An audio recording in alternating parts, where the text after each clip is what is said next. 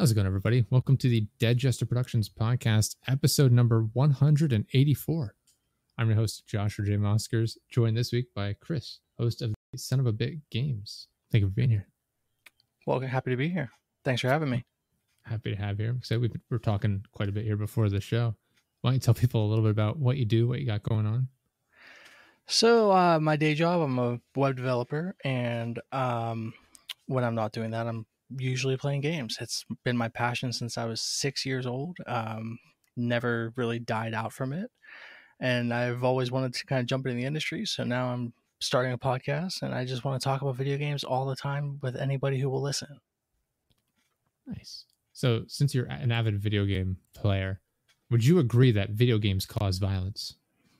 Absolutely. I will shoot the motherfucker in the streets. I don't know if the reason I bring that up, I don't know if you saw this. They have all those like riots going on in France right now. And Emmanuel Macron, president of France, blamed it on video games. Oh, of course. It's not what they always do. My God, what a tone deaf response. Yeah, video games did this. I feel like my entire life has been like, this horrible thing happened. Let's blame video games. Yeah. I'm like, maybe don't shoot children. That could be part of the problem. I don't know. I could be wrong. Maybe on a positive note, though, I did just see there's a trucking company that's hiring new truckers, and they're people who played American Truck Simulator. Interesting. And they said that game is making better truckers. And I was like, that's cool. We have a positive spin on video games finally. I'm waiting for that, like some horrible negative story to come out if one of them gets in an accident, even if it's not their fault. They'll be like, yep, we told you so. Video games cause car accidents. Exactly. Yeah. No, for sure. But like, I saw that article, and then not 20 minutes later, I saw an article that was like, video games have an image problem, and it's not hard to see why. And it had like a picture from like the new Mortal Kombat with like the X-ray stuff. Mm. And they're like, oh, well, this is why people think these are, awful, and they're just violent, and they're causing our kids to be horrible. And I was like, okay, first off, that's an M-rated game that is for 17 and up. Like, your kid shouldn't be playing it. Yeah. To be fair, there are some people that give gamers as a whole a bad rep. I mean, you have the whole thing that keeps going on even more lately, it seems, where people are incredibly vocal about games that have women in them, either as main characters or women that don't meet their beauty standards that aren't even realistic. Oh, like Fable? Oh, the Fable thing. Yeah, I was telling my girlfriend about that the other day. We're like, I can't believe it. This character that's not even part of the game is just part for this trailer for the game. Can't believe they put her in this. This is ridiculous. I don't want to play the game. Yeah, because I mean, honestly, by the time that game comes out, I would be shocked if it doesn't have like a proper character creator. I'm sure it will. Yeah, that's the thing. So it's like, you can make whatever you want. And let's be honest, if you're playing on PC, there will be mods. There will be so many mods. Mm-hmm. If that, the people mad about Alloy from Horizon, the Horizon games. Yeah, everyone's like, oh, she looks weird. Oh, we want her to do this. Then, people photoshopping her. Yeah. They're like, she doesn't even look good. And it's like, this is a photoshopped image to make her look bad. And they're like, this is how she should look. And it's a photoshopped image to make her look inhuman. Where it's she looks like a Barbie doll. Yeah, her face is like plastic looking. It's like, good grief. And I was like, first off, where are these guys seeing women that look like that in their day-to-day lives? Because I would love to know. Yeah, I don't think they know what the real world is like. No, they need to touch some grass. No. Yeah, and I'm waiting to see. I don't know if you watched the Last of Us show. I did. Okay, I'm waiting to see what the feedback is like for like season 2. If there's the same sort of like outrage around that from people that were mad about the games. I'm curious if they're gonna wait like several years to make season 2, just so like Ellie's actress can age up a bit. I don't know how much of a time gap there is between the two. I think between 1 and 2 in the games, it's like 4 or 5 years. Is it? I knew there was a gap. I just wasn't sure. Yeah, it's because she's like 11 or 12 in the first game, and I think she's like 17 in the second. Something. Yeah, that makes sense. Yeah, I don't know. It'll be interesting. I'm sure people complain either way. Well, I mean, people are losing their minds now because it came out that Pedro Pascal isn't even like Mandalorian technically. Like, he does the voice, but he's not ever under the helmet, really. Yeah, Yeah, pretty much. And people like lost their minds. Like they're like, "Oh my god, this is so unfair." And I was like, "You loved the show until you Oh found my this god, out." James Like, Earl Jones wasn't really Darth Vader too. Nobody seemed to care then. oh, I know. You I can don't know. never make anybody happy. You'll never make everybody happy for They sure. don't want to be happy. They want to be outraged and pretend they're victims so they can get attention. It is what it is.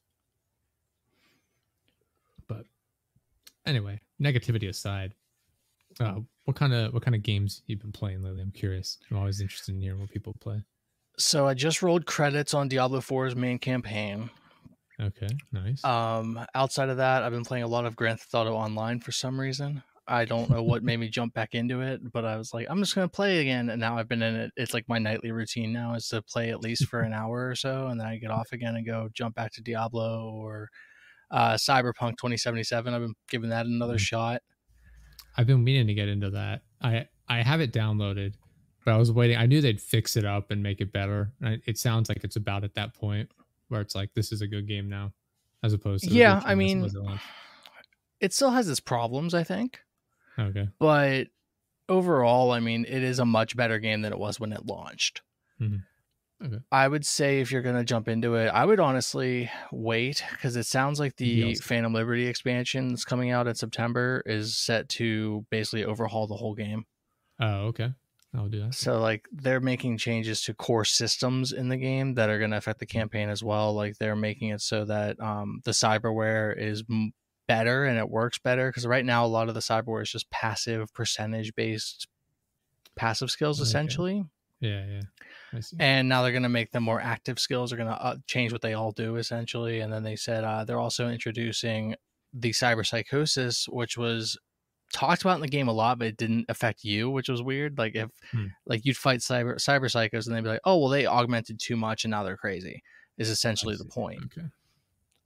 But that didn't affect you. Well, now the anime came out and that was a big thing in the anime as well. So then they were like, oh, well, with this expansion, we're adding that system into the game. It kind of gives you like a risk reward to your upgrades. That's kind of cool. So like, I'm really excited to see what they do with it.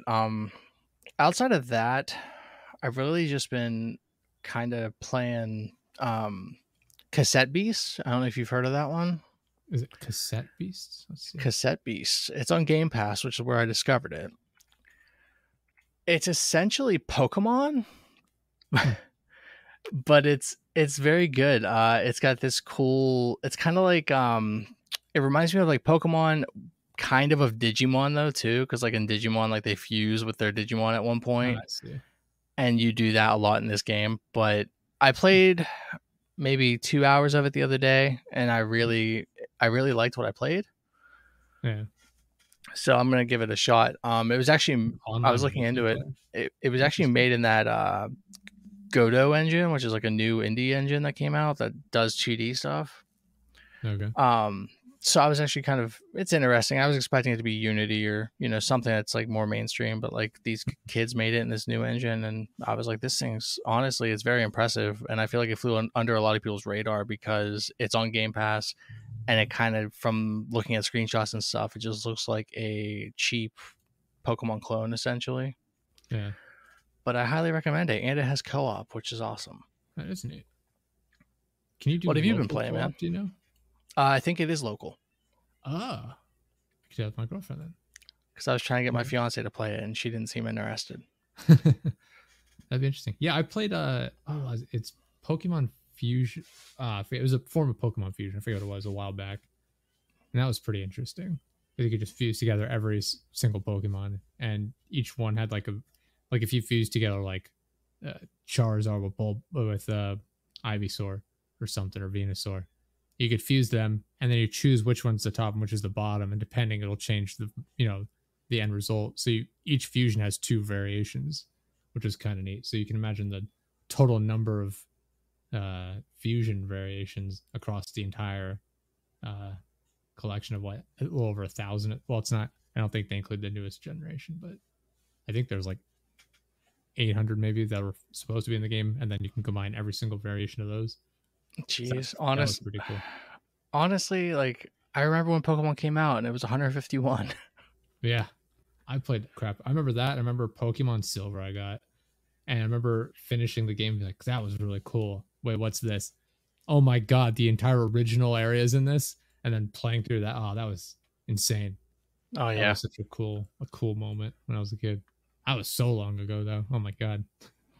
I gotta say though, I'm guilty of being more of a Digimon fan than a Pokemon fan. Fair.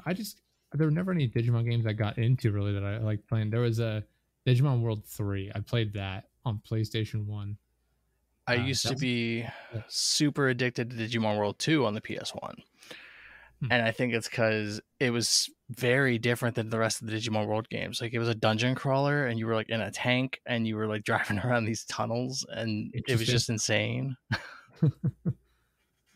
Yeah, I like Digimon World 2. Yeah, interesting. Look that up. Yeah, like I said, I like 3 because it was more open world. Like I like the open world aspect of a lot of the games, and that was a lot more straightforward. I forget there was one on like PlayStation 5 that I had played. I don't remember what it was called, and it wasn't quite the same. You just level them up and like boost specific stats, and then you can just unlock an additional Digivolution for them. I was just like, Yeah, it was probably Next Order, the newest Digimon World they came out with. It was okay. I definitely it preferred wasn't that Cyber bad. Sleuth. So That's what it was. Cyber Yeah, Sleuth. yeah, that one was it was all right. I felt like every area was the same. I never finished it, so maybe it changes later on. But yeah, for the amount of hours I had played, I was like, man, every area is identical. Yeah, if you're looking for like an old school Digimon World experience similar to 3, I would say Digimon World Next Order is probably more up your alley. Okay, interesting. I'll have to look into that one then. Yeah, I'm always open to trying out new games. I don't know. The only downside being is I get invested in these really long form games, and it just sucks up so much time that I never get to like move on to other stuff. That's why we've been playing a lot of like games on the Switch lately as well. We played Consider It. I don't know if you've ever heard of this. It I is have just not. it's this weird little Japanese game where it's just imagine like a bunch of little mini games that are like 10 seconds long maybe. And the whole point of it is like you have to work together to make like the most considerate option. So like a mini game might be you're walking down the street, you have to move to the side so that the other person doesn't step in dog poop. And it takes like I said, like 8 to 10 seconds, and that's the entire mini game. And then it moves on. And you do like I think 10 of them, and then you get like a result saying like, oh, this is how your teamwork, your cooperation, your timing. It's like a pure like a triangle, and it shows you like how well you work together and how considerate you were. And it was like it's such a bizarre little game, but it's so easy to just drop in, play it real quick, and move on. I've been enjoying that sort of stuff lately. You Yeah, I'm mentioned actually looking at it right now on the Switch website, it's super and bizarre. I couldn't explain to you what the point of a lot of it is. it kind of the art style is very simple, which is nice, but like it reminds me, you explaining it reminds me of like the old like WarioWare games almost. I have never played WarioWare, but I understand it, and it Like is the similar to WarioWare that. games are It's like very similar, where it's yeah, like maybe a minute or two for each mini game, and that's yeah, it. yeah. But no, this looks cool. If you type into like Google Images, the one I see here is like there's a guy and they bow down, and his toupee falls off, and all you have to do is look away, and that's the entire minigame. Like stuff Well, like that. just so you know, I scrolled to the bottom where it says more like this, and there's a second one. There's 3 of them actually. Oh wow. There's at least 3 of them. There might be more. I don't know. But yeah, we have all 3 of them, and I don't think we got to the third one yet. We're trying to find out every single mini game if we can. But yeah, it's a fun. It was only like $3 maybe or something. I was like, all right, we'll give it a shot. Yeah, there you go.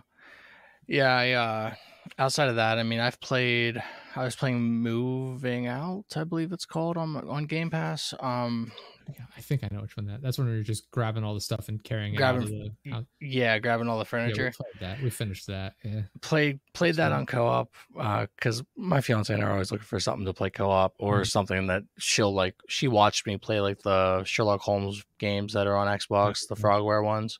Got like It Takes Two, that one.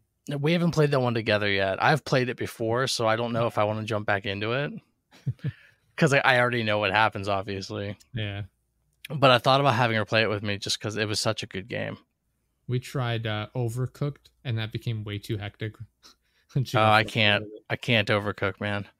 Yeah, it gets out of hand really quickly. There's that. Unspottable, I think, is the other one. Unspottable. That one is like super basic, where it's like, if you Google image search that, there's like one where it's a bunch of people in the field. Basically, everyone is identical, and you're just trying to figure out who the other players are, and you walk up and punch them.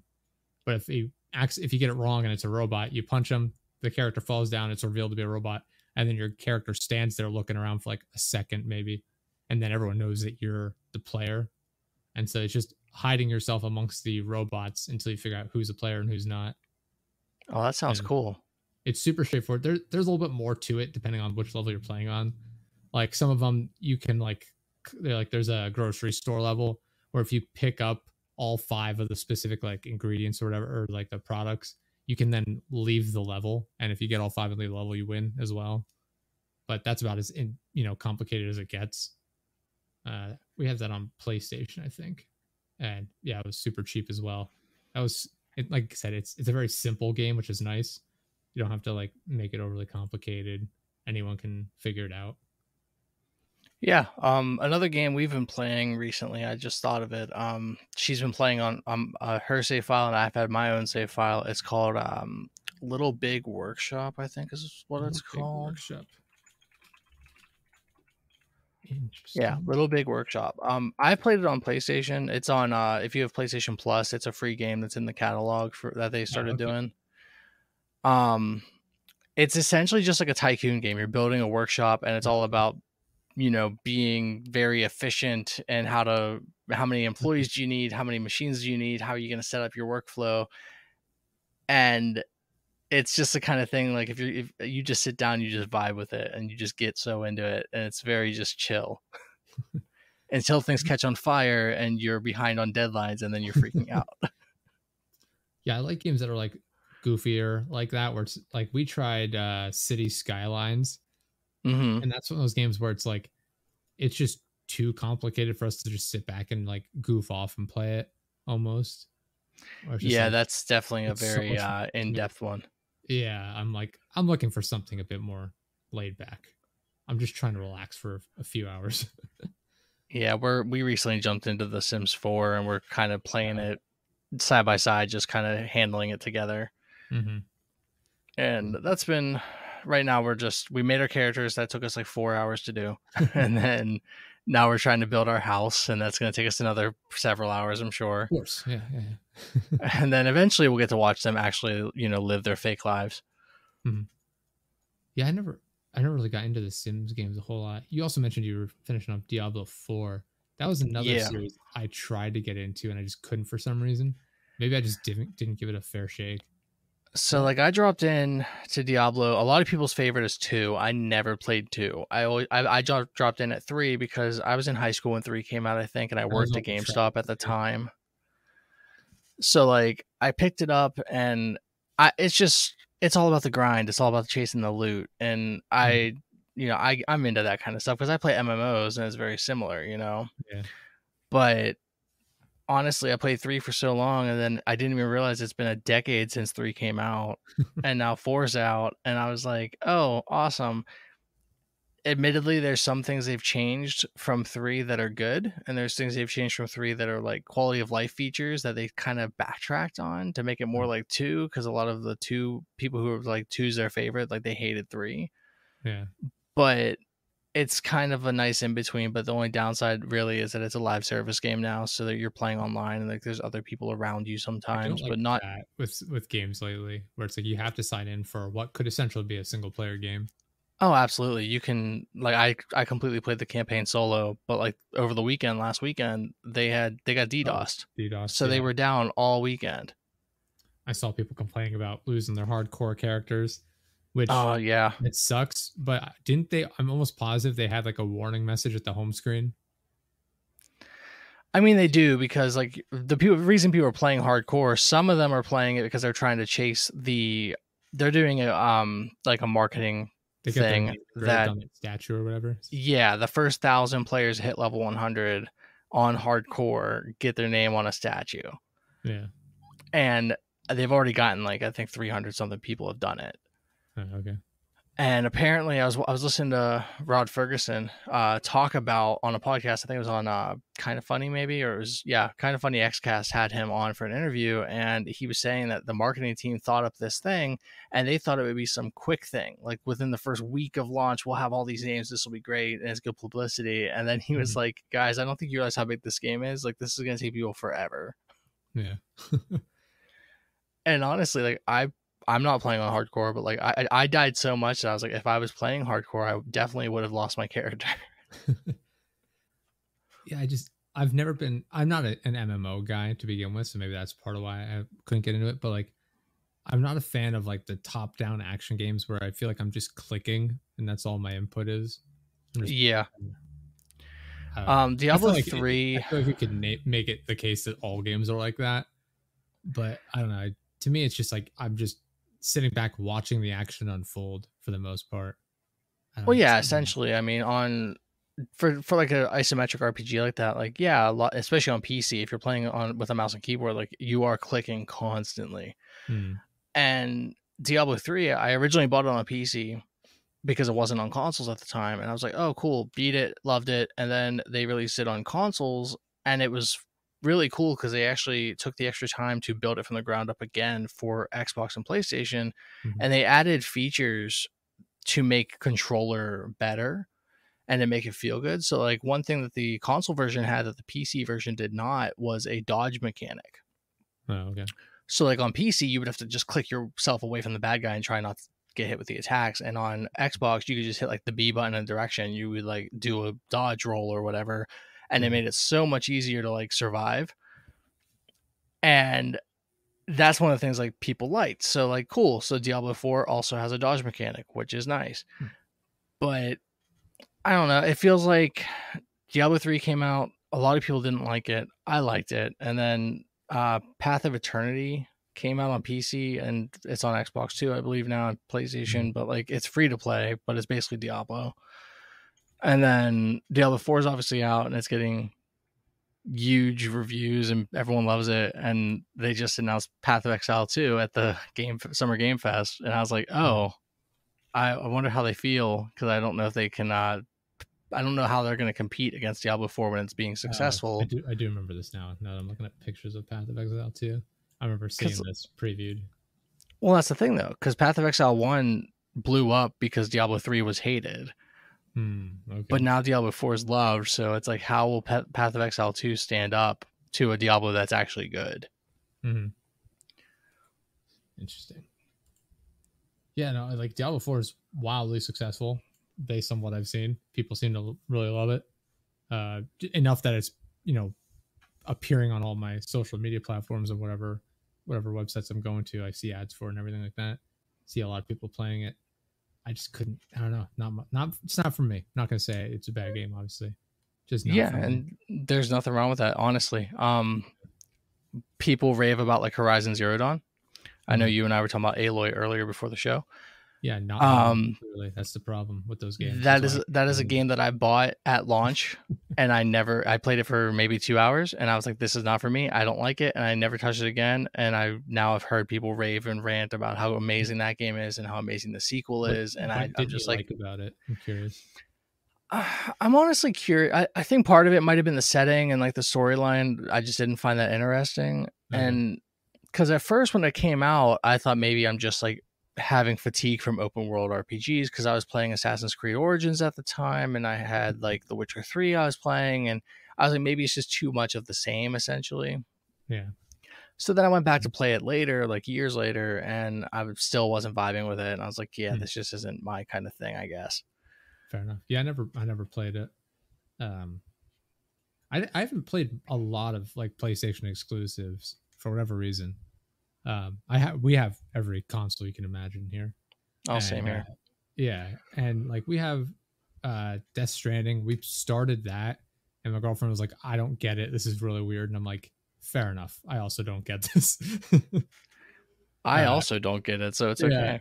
I didn't hate it. Like I didn't hate the gameplay to an extent, but like I said, we played like 3 hours maybe at most, and I'm like, maybe I'll return to this at some point. Maybe not. I don't know.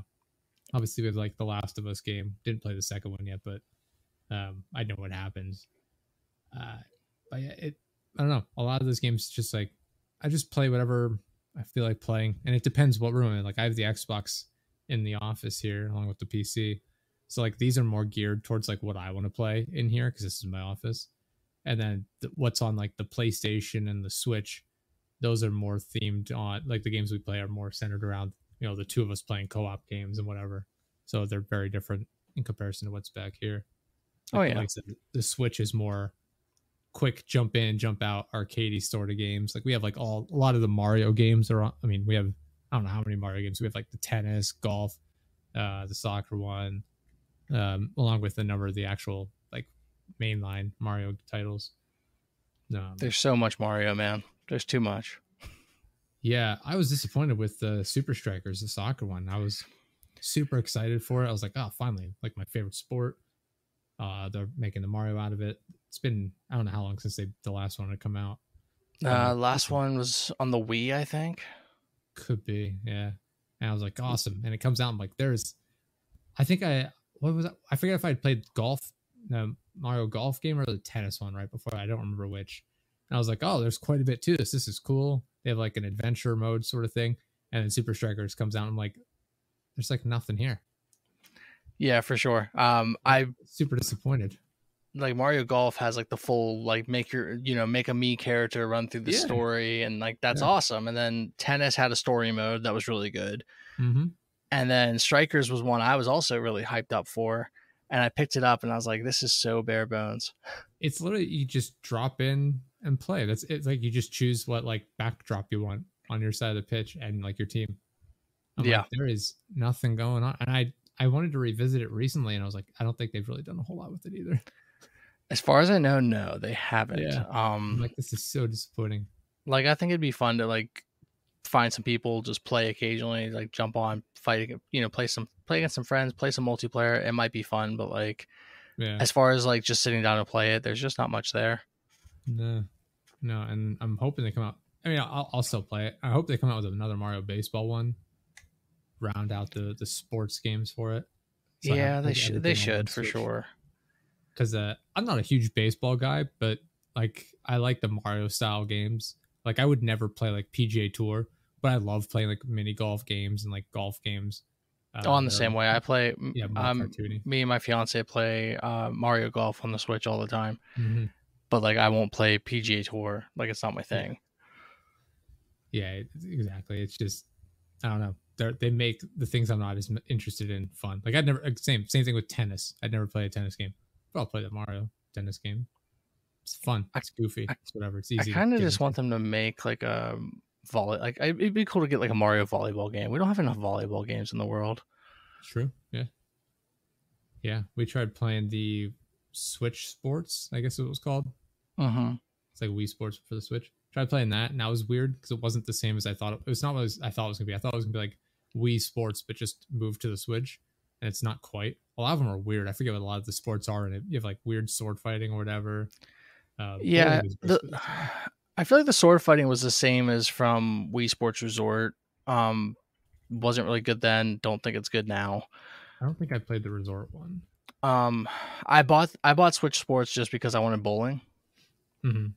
And then I was like, let me try out some other stuff. And I tried golf. Golf's actually really hard on that game. Yeah. Because like they're like, oh, you turned your wrist. You just shot it into a tree. And I was like, this is hard. I don't like this. But my sport of choice on that game would be bowling. Other than bowling, I've played the volleyball, which I did like. Fair enough. Yeah, I remember. That's another game where I hate that you have to be online to like unlock even customization stuff. I'm like, I know. I don't care that much though, at least because I'm like, I don't care what my character looks like when I'm playing Nintendo Sports. It's a shame because like they made it like that, and it's like, oh, you have to play online to get all these customization things. We're gonna have rotating, sets like every once in a while. I'm like, that's cool, but like they literally play with people online. Like the point of it is to play in the living room together or whatever.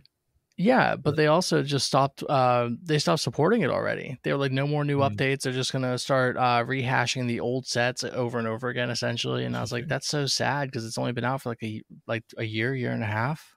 Yeah. Yeah, I don't know. I missed it. They used to in the original Wii Sports. They had like a ranking system where you'd earn points, after every game, and you could rank up to like I forget what the levels were, but like semi-pro, pro, expert, whatever it was. I was like, Hmm. that's cool. They don't have that in this one. I'm like, oh god, what am I working towards? I need to have something to do, like to work towards. Yeah, and that's kind of the issue. Like it was literally like the idea of like going online and like competing for outfits and stuff like that. Like it's cool, Mhm. but like the problem I had was like I bought the game when it came out. Within a month, there were people who found like all the exploits, like how to get a strike every time, no matter what, and Oh, interesting. how to basically cheat at every sport. And I was like, this is not fun anymore. So I kind Yeah. of only play it with my fiance when she wants to play bowling or whatever. Hmm.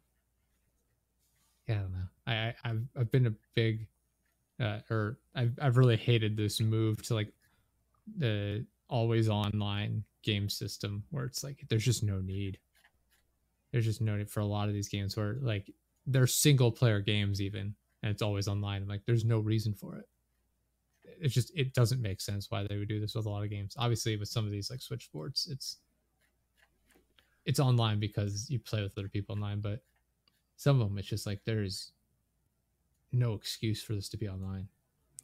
Well, a large part of it, I think, originally started coming out because of the piracy scene on PC, and all these Mhm. companies wanted to protect their games, and I get it, but like even then, like the always online stuff got defeated pretty quickly by scene groups, and you still see brand new games popping up online if you know where to look for them. And Mhm. now you have like de novo anti-cheat as they call it, but like it's a DRM protection thing, and like you see companies paying $500,000 to protect their game for however many months, and it works. But then after that contract's up, the minute they take it out in an update, like it ends up on the internet somewhere. Yeah.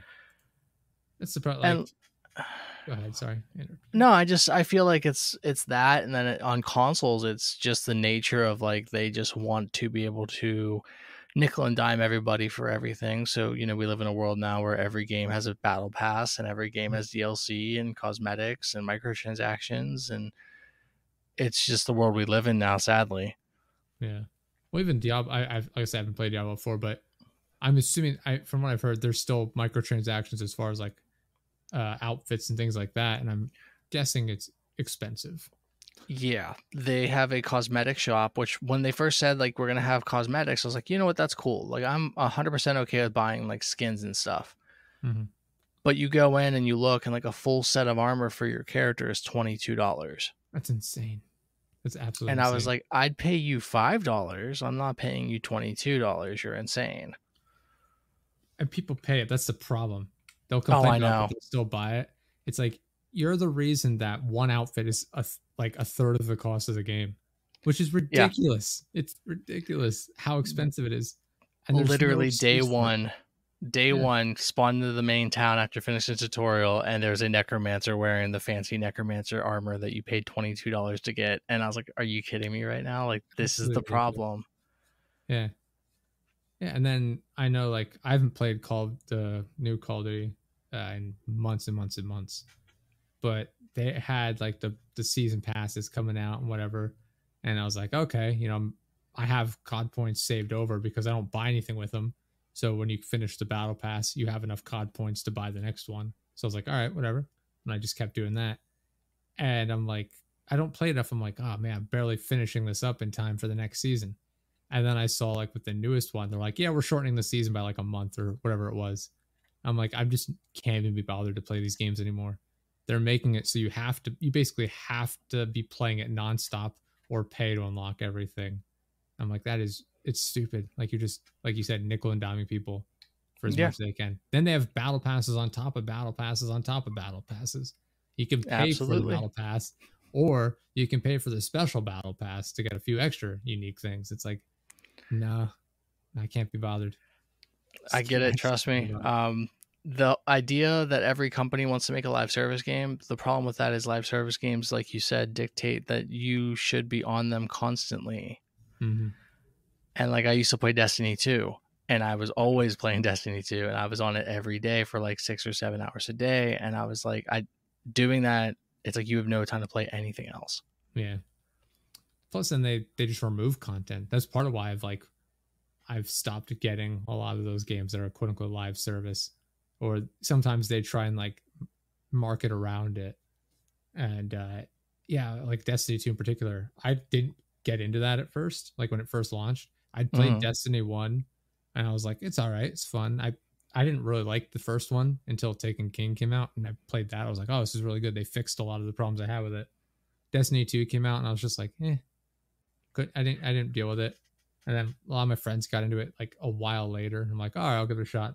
So I download it again, hop in. I'm like, oh, I'll play through the main story, and yeah, I'll get everything all caught up. And then not long later, they wiped everything, and you couldn't play through the majority of the game anymore. Oh, I know. Honestly, like, is this the world we live in, where you pay for a product and then you can't access it because they decided to move on? Like, well, part of the problem there was like this was back when Call of Duty Modern Warfare came out, and people were complaining that the game was taking up like 250 gigs on your hard drive. yeah. And Bungie freaked out, and they were like, we don't want people complaining about this, so like let's just start getting rid of older content. We'll vault it like Disney vaults their movies, and we'll save space on hard drives so nobody complains. Well, the problem then is they decided that the smart thing to get rid of was the original main campaign. Yeah. And then they've actually moved on to where they got rid of other expansion content too, including Forsaken, which was like the last time we had Cade 6 in the story. The issue I have with that is when you have new players, new lights coming in now that's free to play and you can just get on. Yeah. In my opinion, the Red War campaign all the way through the Forsaken campaign would have been a great way to introduce all these new players to this universe and to this game. Mm-hmm. Instead, now they just throw you into the tower immediately, and they're like, hey, have fun, knock yourself out. And like, Yeah. I have friends who have tried jumping in, and like, I don't know what to do. Mm-hmm. Yeah, it's insane. I'm like, that's why for the longest time I only bought disc-based games for a while, and I've since made the transition where it's just digital only. I'm like, whatever. But like my dad's still like that. He doesn't buy movies like online, like digitally. He doesn't buy digital games. He just sticks with physical. He's like, the very least, I have it, I own it. They can't take it away from me if they decide that they don't want to support it anymore. Oh, for sure. But yeah, I mean, at the same time, you know, I went full digital as of like the PS4 generation. And it's nice because everything follows me. But like for my PS5, I bought the digital version just because it was $100 cheaper. Mm-hmm. But yeah, I was just listening to Kind of Funny Games the other day, and Tim Geddes was saying that he walked into Best Buy to buy a movie, and there were no Blu-rays anymore. They had no Blu-ray movies anywhere. Interesting.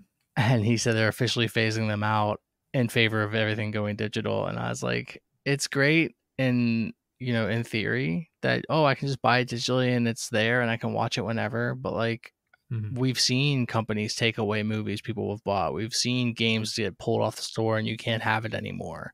Yeah. Well, you have that with like music. Like Jay-Z, for example, pulled all of his albums off of iTunes. And it's like at one point I deleted all of them from my iTunes on my phone just to clear up space. And then I went back in, it's like, oh, these aren't available. It's like, what? I own these. Yeah, they're not available. It's like, yeah, they're back available now because Tidal has faded out a bit. But like, I'm a Spotify subscriber, and like I remember when Taylor Swift was like arguing with them, like she didn't let any of her stuff be on Spotify because she's like, you don't pay enough to the artist to stream this. And I was like, my understanding of the music industry is like they still get paid, like they still get royalties from every stream. Like I'm assuming that they have to sign a contract to make that work. Yeah, I appreciate the message that she sends, but I just can't help but get the nagging feeling that she's the problem in a lot of her scenarios. Oh, for sure. Like people are, my one coworker is a huge Taylor Swift fan. She's like, oh man, these guys treat her like shit. I'm like, if every guy she dates has a problem with her, maybe she's the problem. It's like if everyone I meet hates me, I shouldn't think to myself, God, people suck. I should say, what am I doing to upset everyone I meet? Yeah. Yeah, I don't know. I could be wildly wrong about her, musical industry side of it, but I don't know. So have you been watching any TV shows or anything like that lately? We have actually, before we switch to movies and TV, I can do the ad reads real quick. It's a good transition period for it. Before we get too far, we have two tonight as well. We've got Liquid IV and we've got Zencaster. We're sponsoring this episode. I'll start off with Liquid IV. People know I take my fitness somewhat seriously as I sit here drinking my water nonstop. I got my Liquid IV tonight. So yeah, it's great. I've been drinking the sugar-free white peach flavor. I like the strawberry lemonade, but it's got sugar in it, so I've been trying to avoid sugar in general. But white peach, fantastic, sugar-free, and since I drink mostly water, it's nice to have a change of pace. So I've literally been drinking Liquid IV pretty much every day, just once a day since I've gotten it, and tastes good. Even the sugar-free, which I never used to like sugar-free products. I figured, what was the point if I'm trying to get a sugary tasting drink? Why would I get sugar-free? But yeah, it's been delicious so far, and it hydrates you. So it's been pretty darn good. I really enjoy it. What I love most about it is, like I said, it's easy. Just pour it into my shaker bottle, shake it up. Lasts me for a good bit of the day, and it's just one packet. Like you can get them in 16 ounces, or I forget the different sizes. They come in packs of 16, 24, 32, 64 maybe. So I've been ordering them. I'm looking forward to some of the other flavors. One stick of the Liquid IV, you pour it into 16 ounces of water, and it hydrates you 2 times faster and more efficiently than water alone. There's 12 different flavors. They have 5 essential vitamins: B3, B5, B6, B12, and vitamin C. And it has 3 times the electrolytes of traditional sports drinks. It's made with premium ingredients, and it's non-GMO, free from gluten, dairy, and soy. You can get 20% off when you go to liquidiv.com. It's liquidiv.com. Use code DJP15. That's DJP15 at checkout. It's 20% off anything you order when you shop Better Hydration today using promo code DJP15 at liquidiv.com. Link is in the description. Thank you to Liquid IV for sponsoring the episode. Genuinely like the products. Really, really enjoy it. Like I said, I use it every single day. Gets me through a good portion of my workday when I'm walking around out in the heat. It's all muggy and gross, especially now. We've had those Canadian wildfires coming through. Hate being out in it. It's unfortunate, but I stay hydrated while I'm doing it. So thank you to Liquid IV. Go check them out. liquidiv.com. Link in the description. Use code DJP15 for 20% off anything you order. Highly recommend strawberry lemonade or the sugar-free white peach. They're both excellent flavors. Today's episode is also brought to you by Zencaster.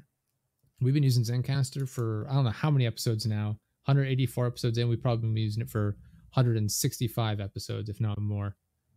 And it's super easy.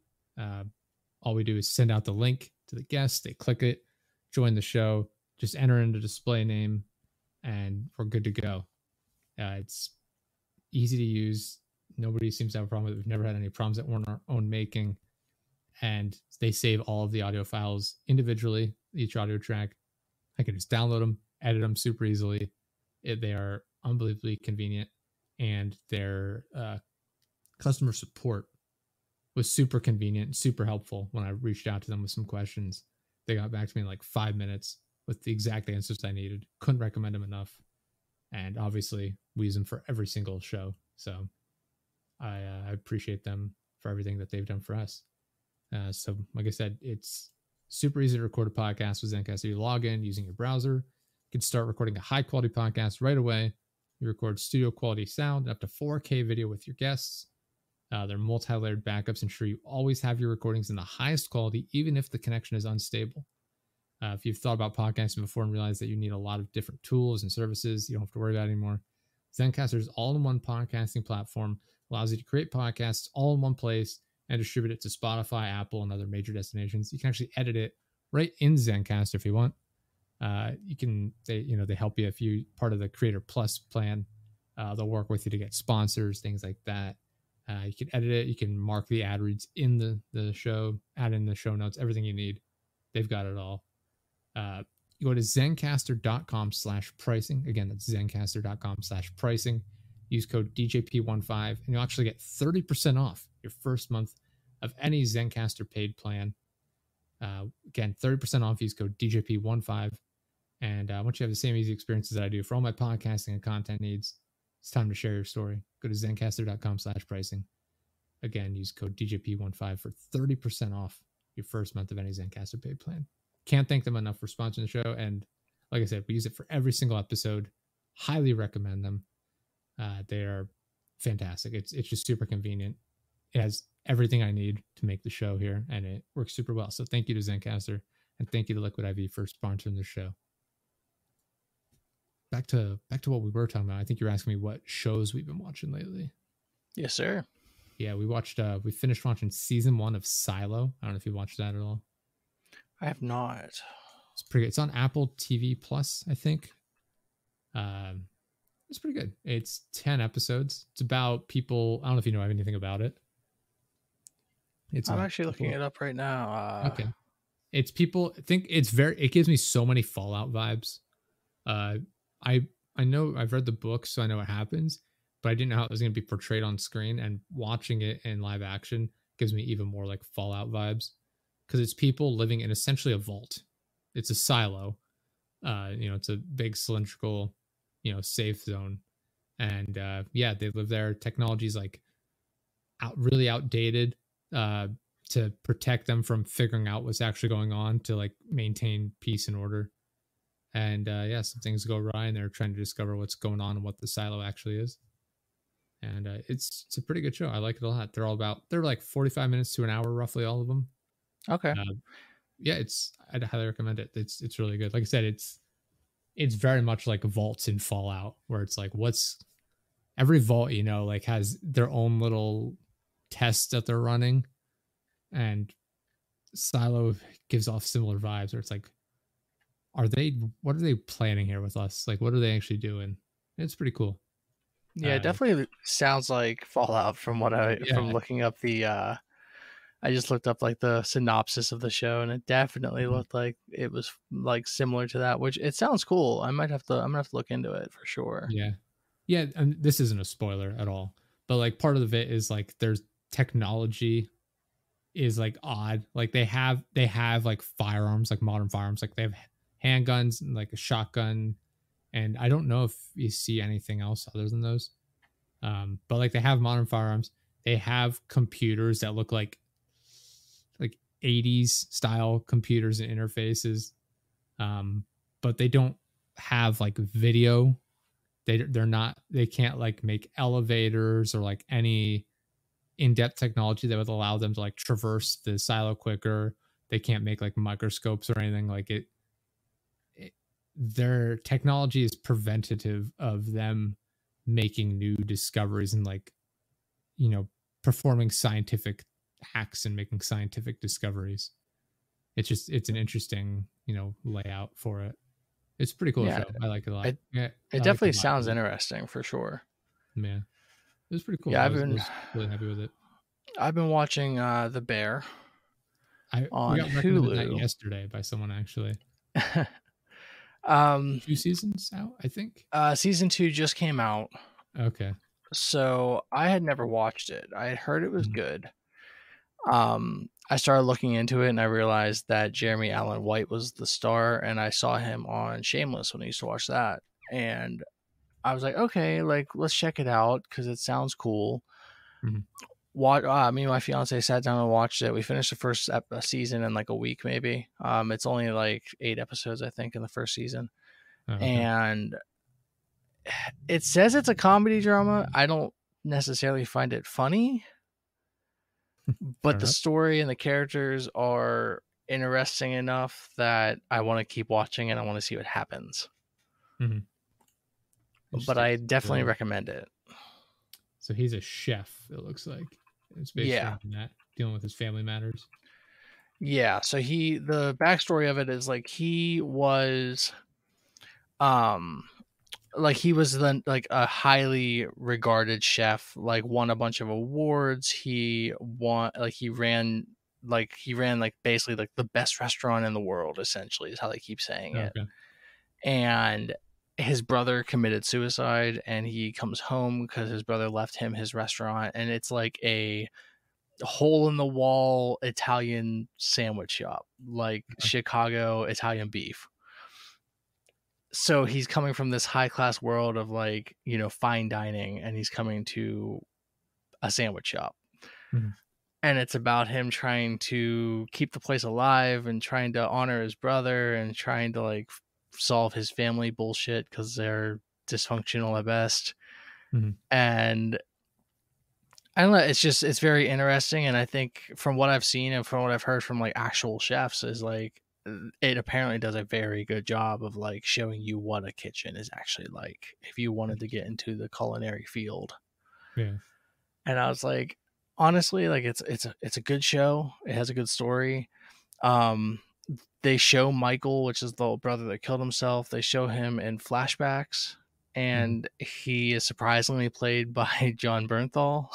Oh, interesting. And I was like, okay, so you got a very high profile actor to play a dead character. Yeah. That's neat. I like when shows do that. When they just people make it's I like when high profile actors or celebrities are able to like humble themselves and like, yeah, I'll just play a little bit character. That's fine. Yeah. Outside of that, I'm really excited for the end of this month, actually, because Futurama is coming back. Is that coming back this month? I didn't realize that. Yeah, July 24th. It'll be on Hulu. Interesting. And So this episode will actually be out 2 days after that then. I am extremely excited because I am definitely a Futurama kid. Yeah. Nice. I remember discovering. Like, I didn't realize it was coming out. Yeah, I didn't think it was coming out so soon either. But yeah, they said all the new episodes are coming out on the 24th. Nice. Yeah. I'm sort of picky when it comes to like TV and movies and stuff like that. There's been nothing I've been like super interested in. Like I said, we watched Silo, which I did enjoy. We're watching The Witcher now, which we're watching it. Can't say I'm like super excited for it, but I also don't hate it. I think by the end of this season, I'll be like, I'm good. I don't need to see anymore. I don't need to see Liam Hemsworth. Just to be completely honest, like I watched the first season when it came out, and I really liked it.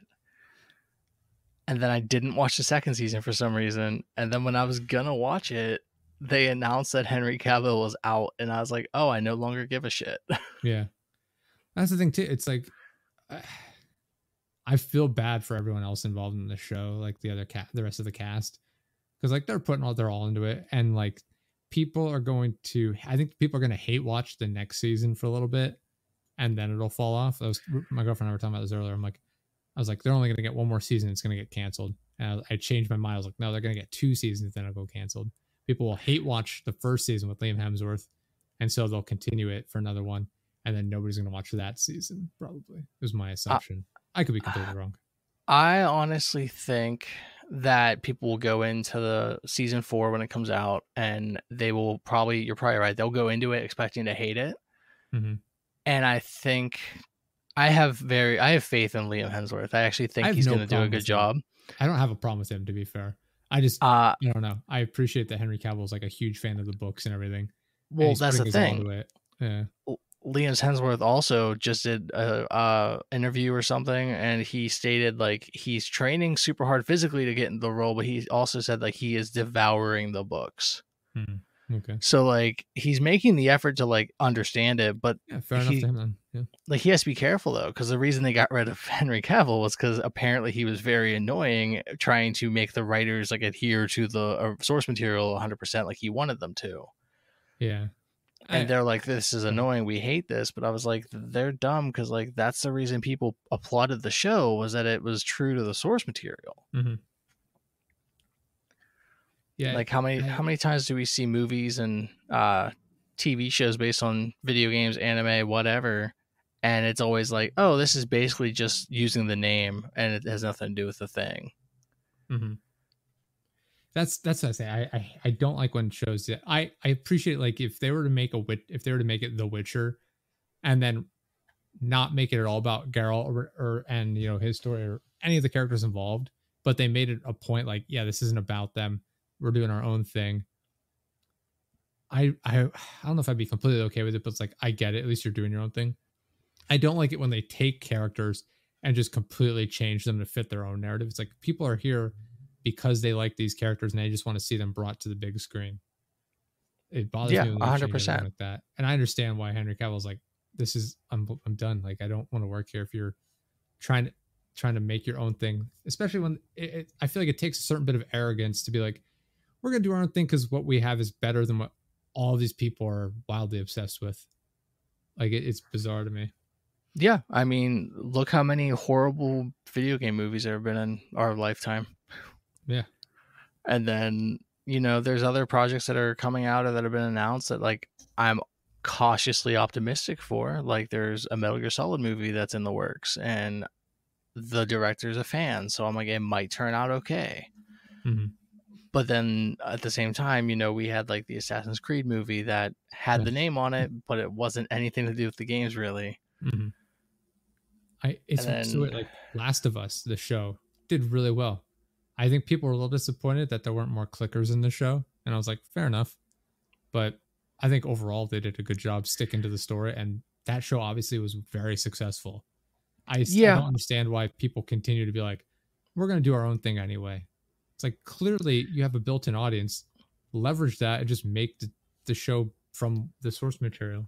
I don't understand. Well, that's the thing, right? Like, people complained about the clickers in The Last of Us. There weren't enough. But I was like, in the game, there's a lot because they needed to keep it interesting because you're playing it. No, for sure. That's why I was like, for a TV show, I was like, it's fine to only have a couple. That's fine. Mm-hmm. For me, I also think for Last of Us, a big thing that made it successful was the fact that Neil Druckmann, who directs the games and writes the games, he was there and he produced and wrote the show. Mm-hmm. So, like, you had him in the room saying, this is how we're doing it. This is what I want to do. And they listened to him. Mm-hmm. But, like, Amazon said that they want to make a Mass Effect TV show. Okay, I didn't know. And I'm a huge Mass Effect guy, so I was like, oh, that sounds so cool. And then I thought about it, and I was like, they're probably going to butcher it. Yeah, I understand, like, their whole thing is, well, we want to appeal to the largest audience possible. But a lot of times you do that, it doesn't appeal to anybody then. It's like, oh, it's just another generic show because you're appealing to the largest audience possible. There's got to be some point where it's like, let's just appeal to the actual core audience and use our marketing power to bring in other people that might otherwise have not known about this. Well, I mean, especially if it's like a mega franchise that has, you know, millions of fans around the world, like, why would you not just try to get them into the theater to watch your thing? Like I said, The Witcher, even if you're not I would argue the books, while popular, are not as like widely known as the games. I think that's fair to say. Yeah, for sure. Yeah. Like, you have a huge audience of people who've played the games, even if it's just The Witcher 3. Well, I think that's a problem you had, though, with The Witcher when it first came out. People were disappointed when they announced that the show was based on the books, and they were like, it has nothing to do with the games, because most people wanted it to be The Witcher 3 because that's what people loved. Yeah, I think either one or the other, just based it on the books or the games. I think you're going to get a lot of those people in there that are going to enjoy it from one aspect or another. But then to just make up your own thing and just kind of have it go off the rails, I'm just like, I feel like it's just another swing and a miss. Like, it just seems like a bad idea. I mean, I remember writers keep thinking they're better than the people that made these wildly successful properties to begin with. It's just hubris. Yeah. I mean, I remember like 2007, maybe. There was a Hitman movie with Timothy Olyphant. I do remember that thing. I never saw it though. I remember going to see it, and I'm a fan of the game, and I was like, oh, cool. And I'm thinking to myself, there's no way they can mess this up. It's just about an assassin. It should be so easy to make a movie about this. And they totally fucked it up. Yeah. It was like, it was just bad. And then they've made like 2 or 3 other ones since then that were all like direct to DVD, and they were awful. And I was like, how? Like, how do you take a great franchise and just totally screw it up? Yeah, it's crazy. I mean, it is weird. Like I said, I I, just go ahead. I mean, I'd be happy if these game companies just basically just made like CG movies based on Yeah. their properties.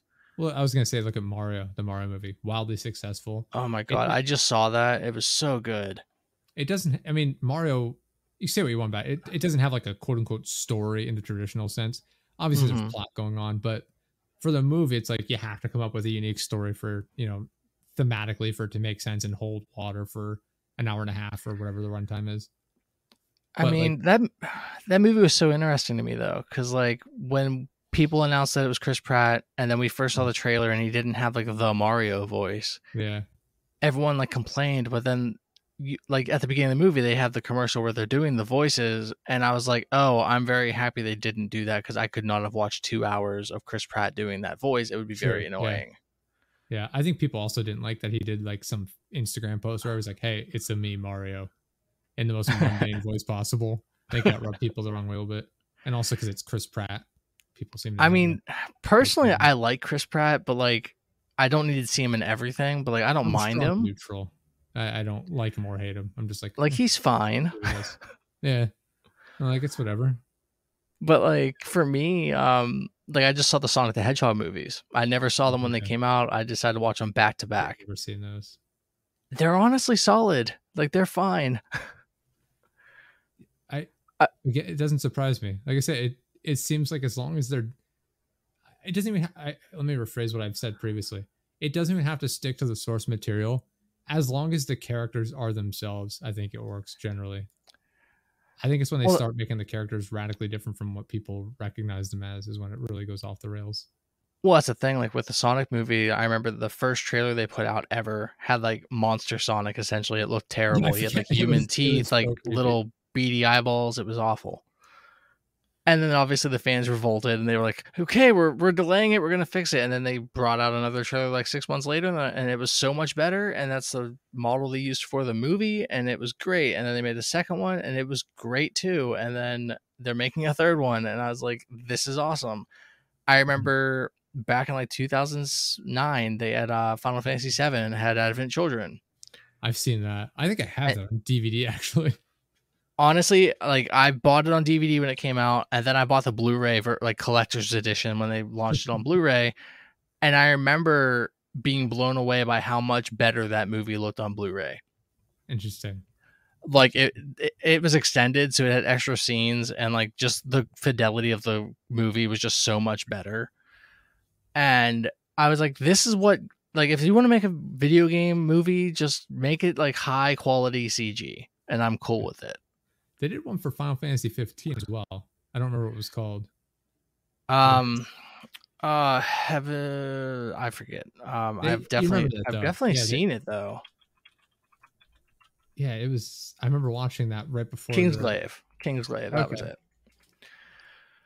Um, They had some that movie was known actually people. really Yeah, good. Sean Bean was in there. Sean Bean, Aaron Paul, Lena Yeah, Headey. because I remember them making a big deal about it, and then honestly, I watched it. It was solid.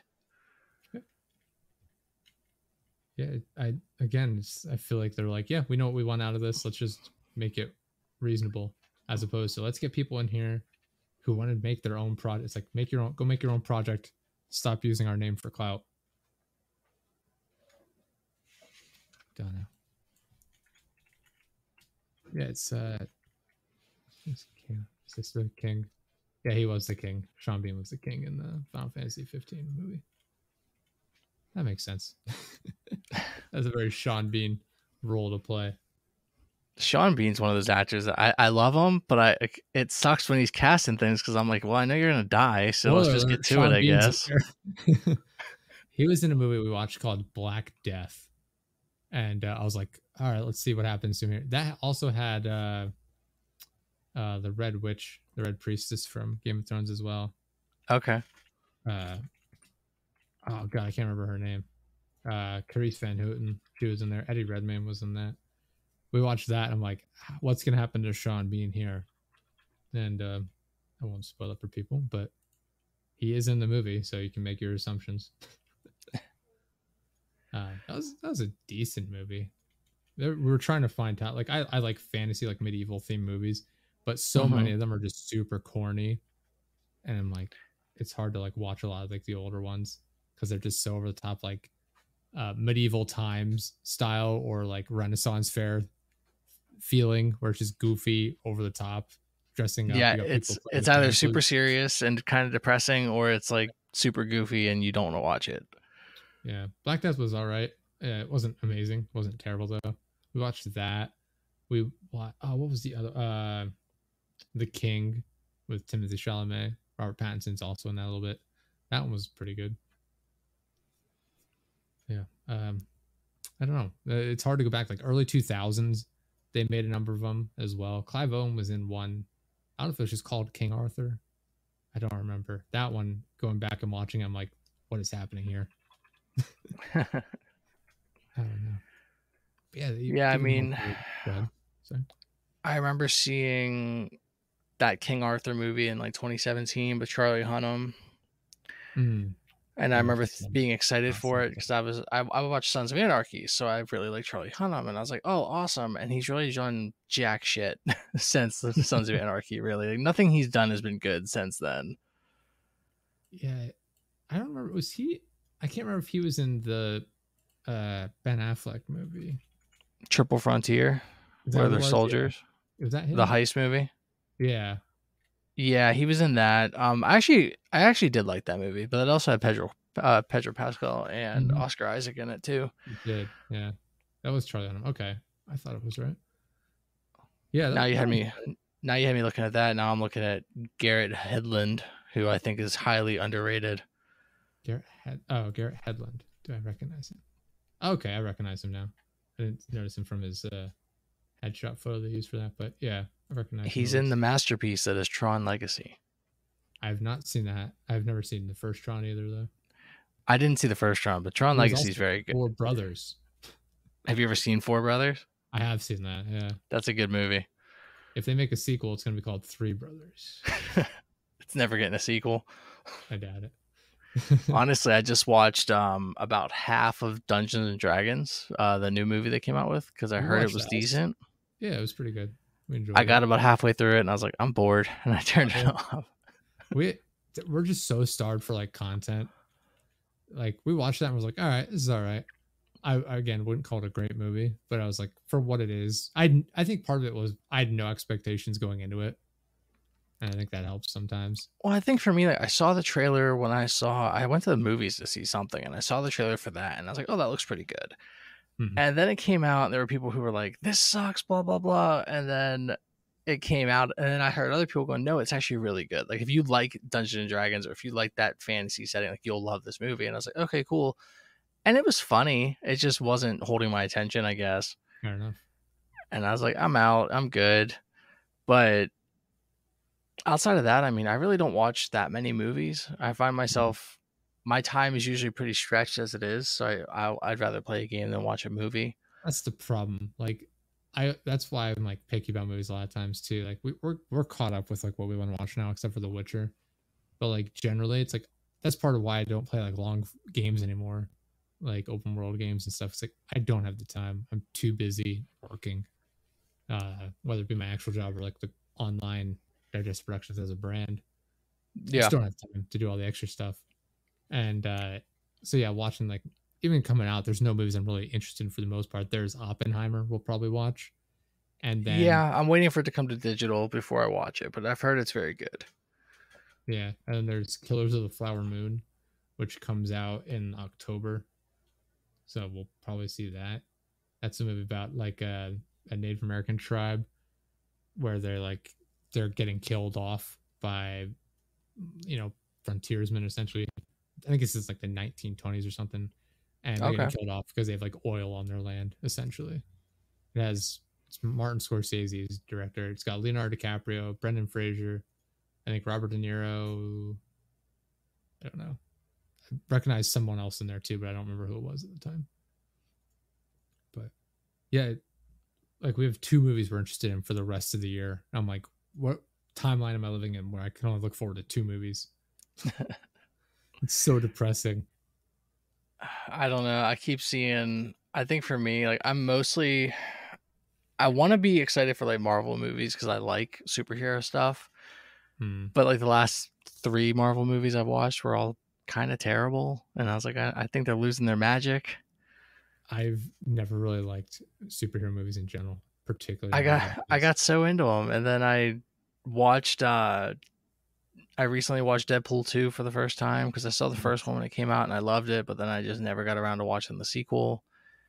And it was good, but then I was like kind of browsing the internet yesterday, and there was an article that came out saying like, oh, like because there's all kinds of rumors now about it because they're like entering production, and Mm-hmm. For the they third announced one, that like, well, Hugh Jackman's coming back as Wolverine, yeah. which was like their big thing.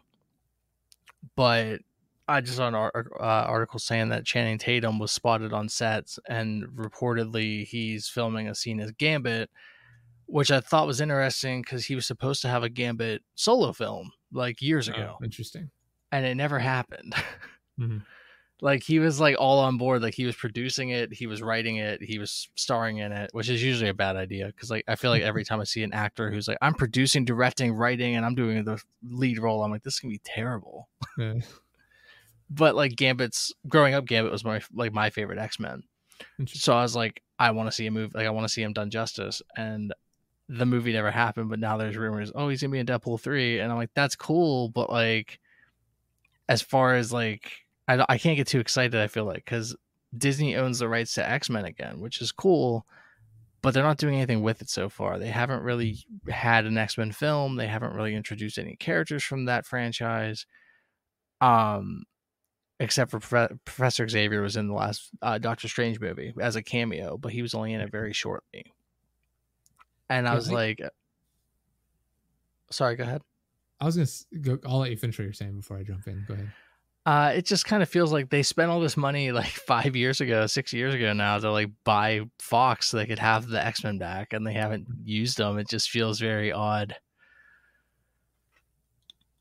Yeah, like I said, Disney owns so much at this point. I think they're kind of overwhelmed with how much they own, trying to manage a release schedule so they don't interrupt their own success. But as far as like superhero movies in general go, like I liked the first Iron Man movie. I saw that in theaters. I was like, this is cool. Superhero movies hadn't taken off like they are now at that point, so I went into it. I was young. I mean, that was what 2000. I don't even remember. Uh, 2008, I believe. could be. It was yeah 2008.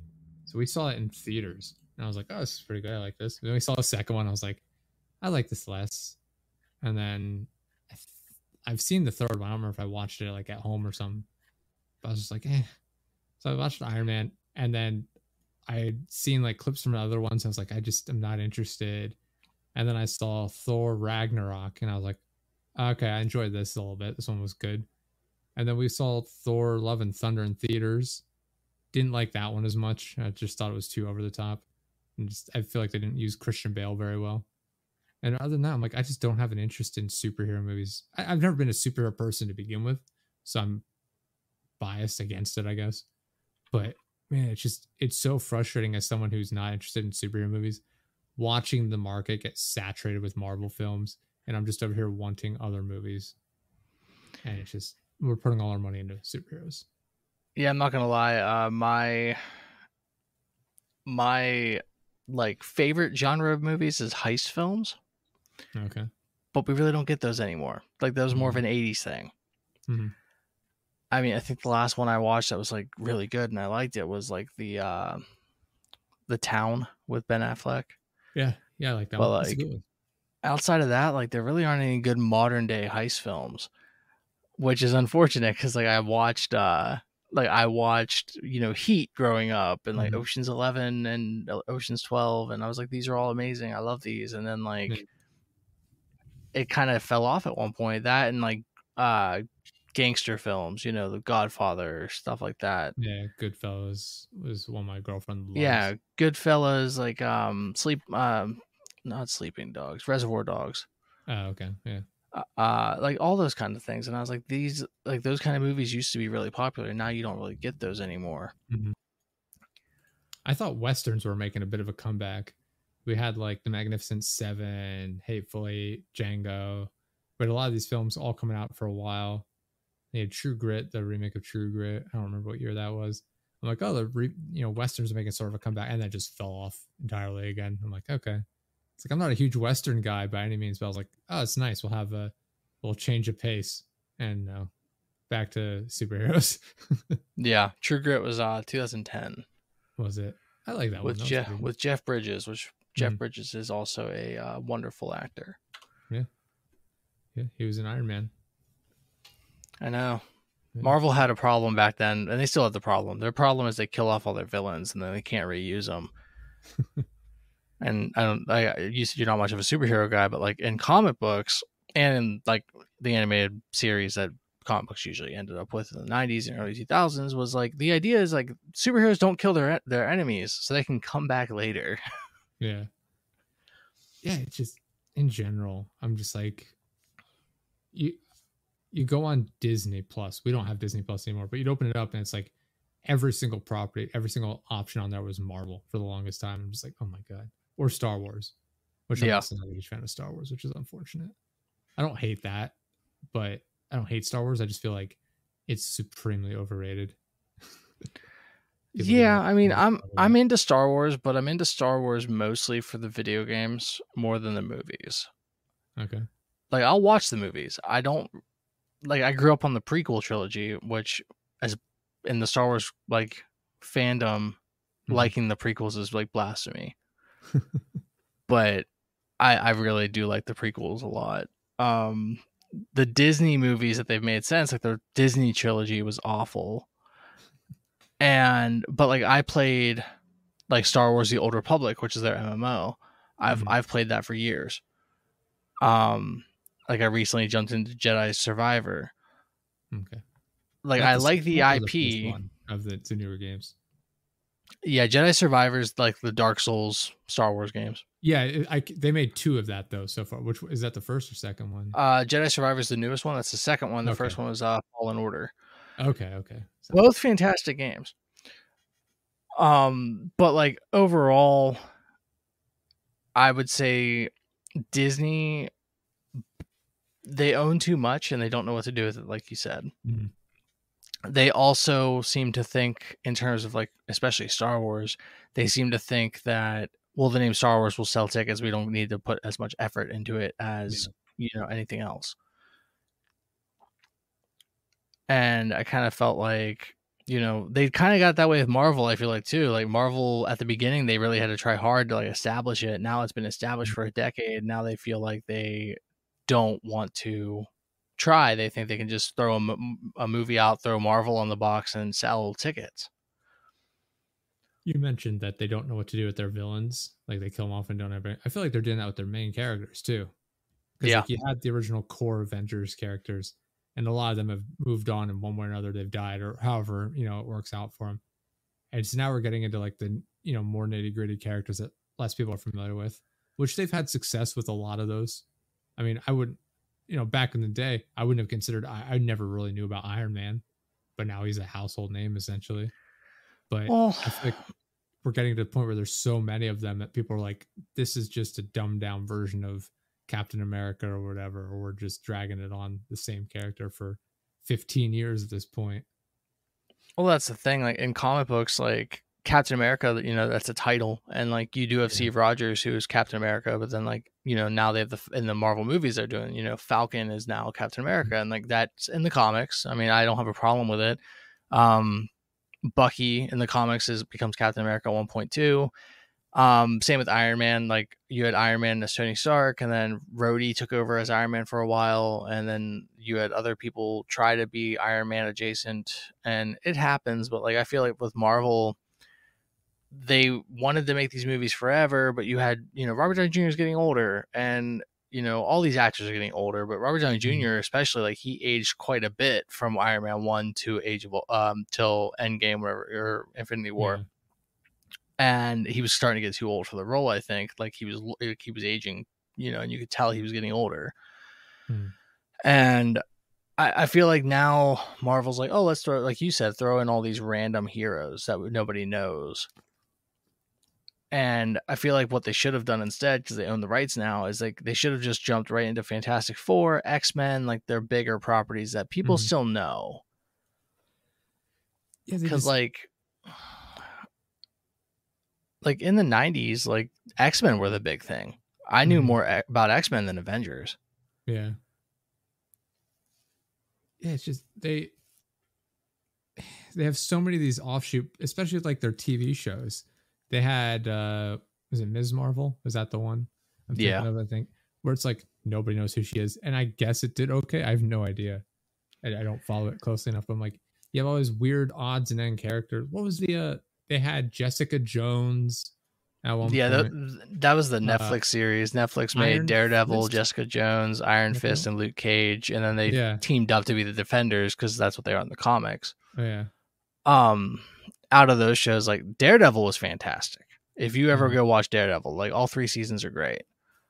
I heard Jessica Jones season 1 was good. I never watched it. Iron Fist I heard was terrible. Yeah.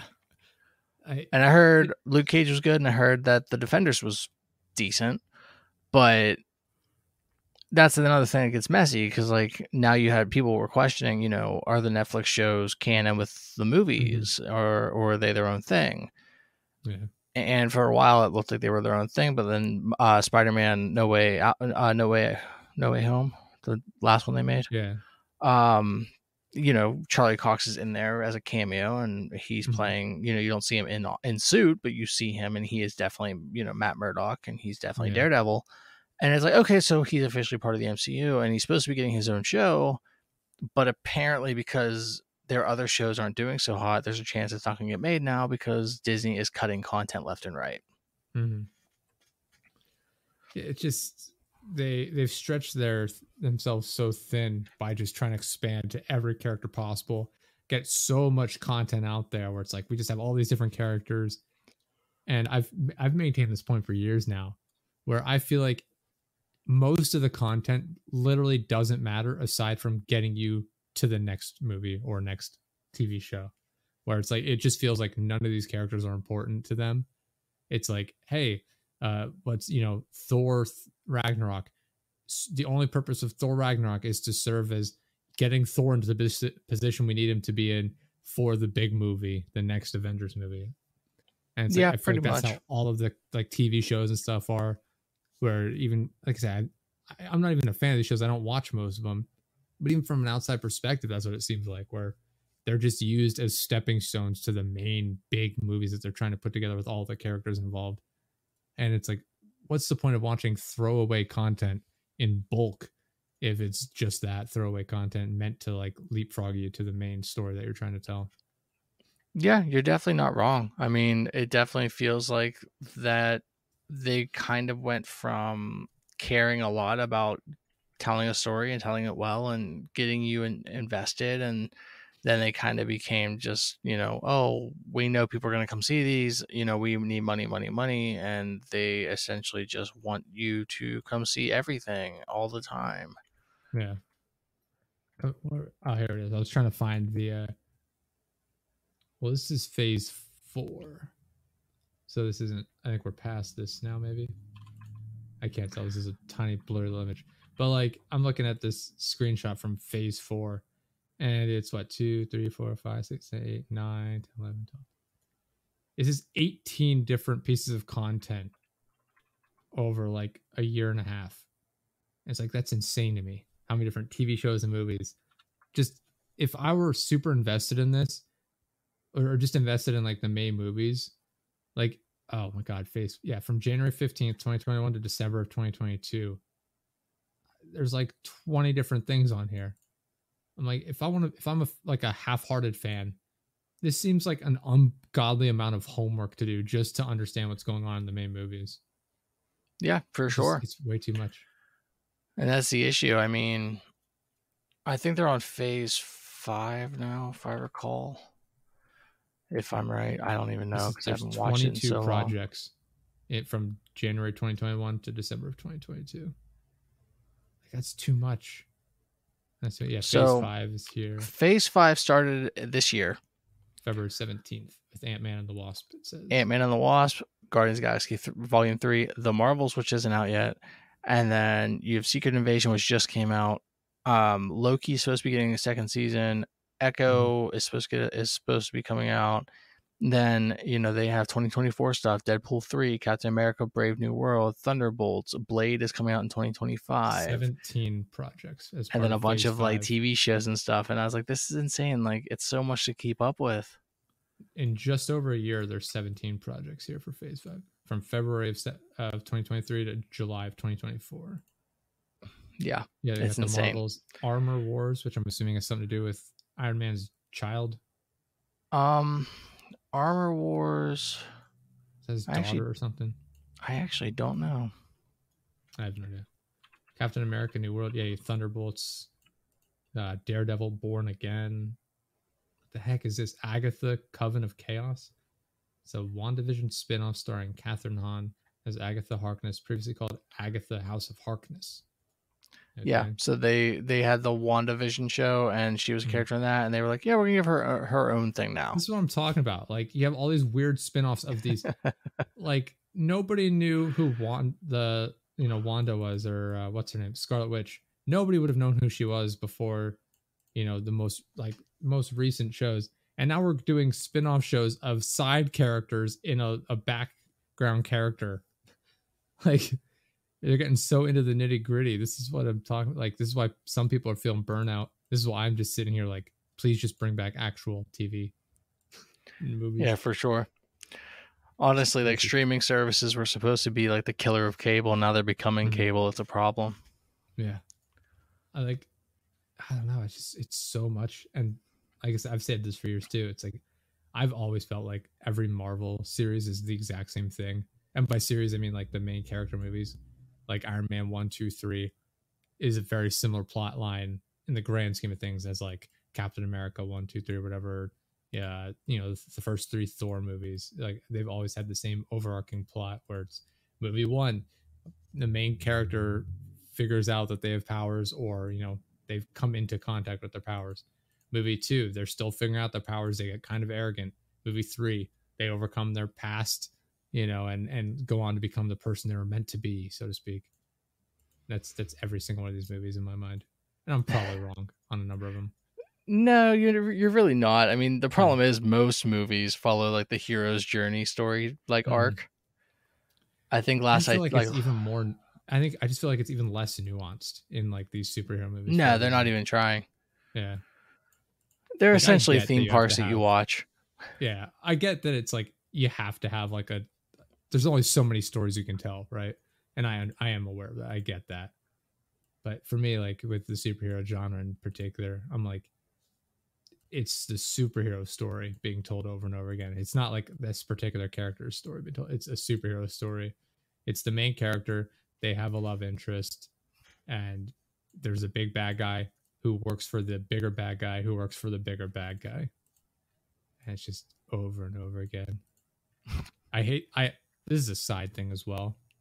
I hate the superhero landing pose has made its way into like every facet of media. the superhero landing, rather. If you went to watch the Black Widow movie, they actually spent a good time riffing on the superhero landing. Did they? Yeah, one of the characters is like, "Why do you land like that? It's so stupid." I know they made a joke about it in Deadpool 1. Maybe? Yeah. Well, here she goes, superhero landing. Yeah, I forget if it was the first one or the second one, but I remember. That's the first one right at the end of the movie. Yeah, I remember that. I forget what we watched recently. I don't know if it was The Witcher. It was something we watched recently where they did that. I'm like, why are they doing that in this movie? Or in this show even? I'm like, no. It's just everywhere. It is. It's unfortunate. I want to see someone try and do that and their wrist just snaps and it's them laying face first on the ground. That's what needs to happen in some of these. Yeah, it's definitely awful for your knees for sure. Yeah. It's just them being like, I can't get back up. This is so painful. Before we get too far in here, I did want to mention one more thing before we wrap. You're working on getting your podcast up, going, everything like that. How's that been going for you? And what's your focus like for your show?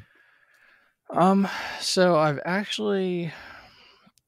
I've definitely been trying to get it off the ground, but it hasn't been Mhm. going as well as I wanted.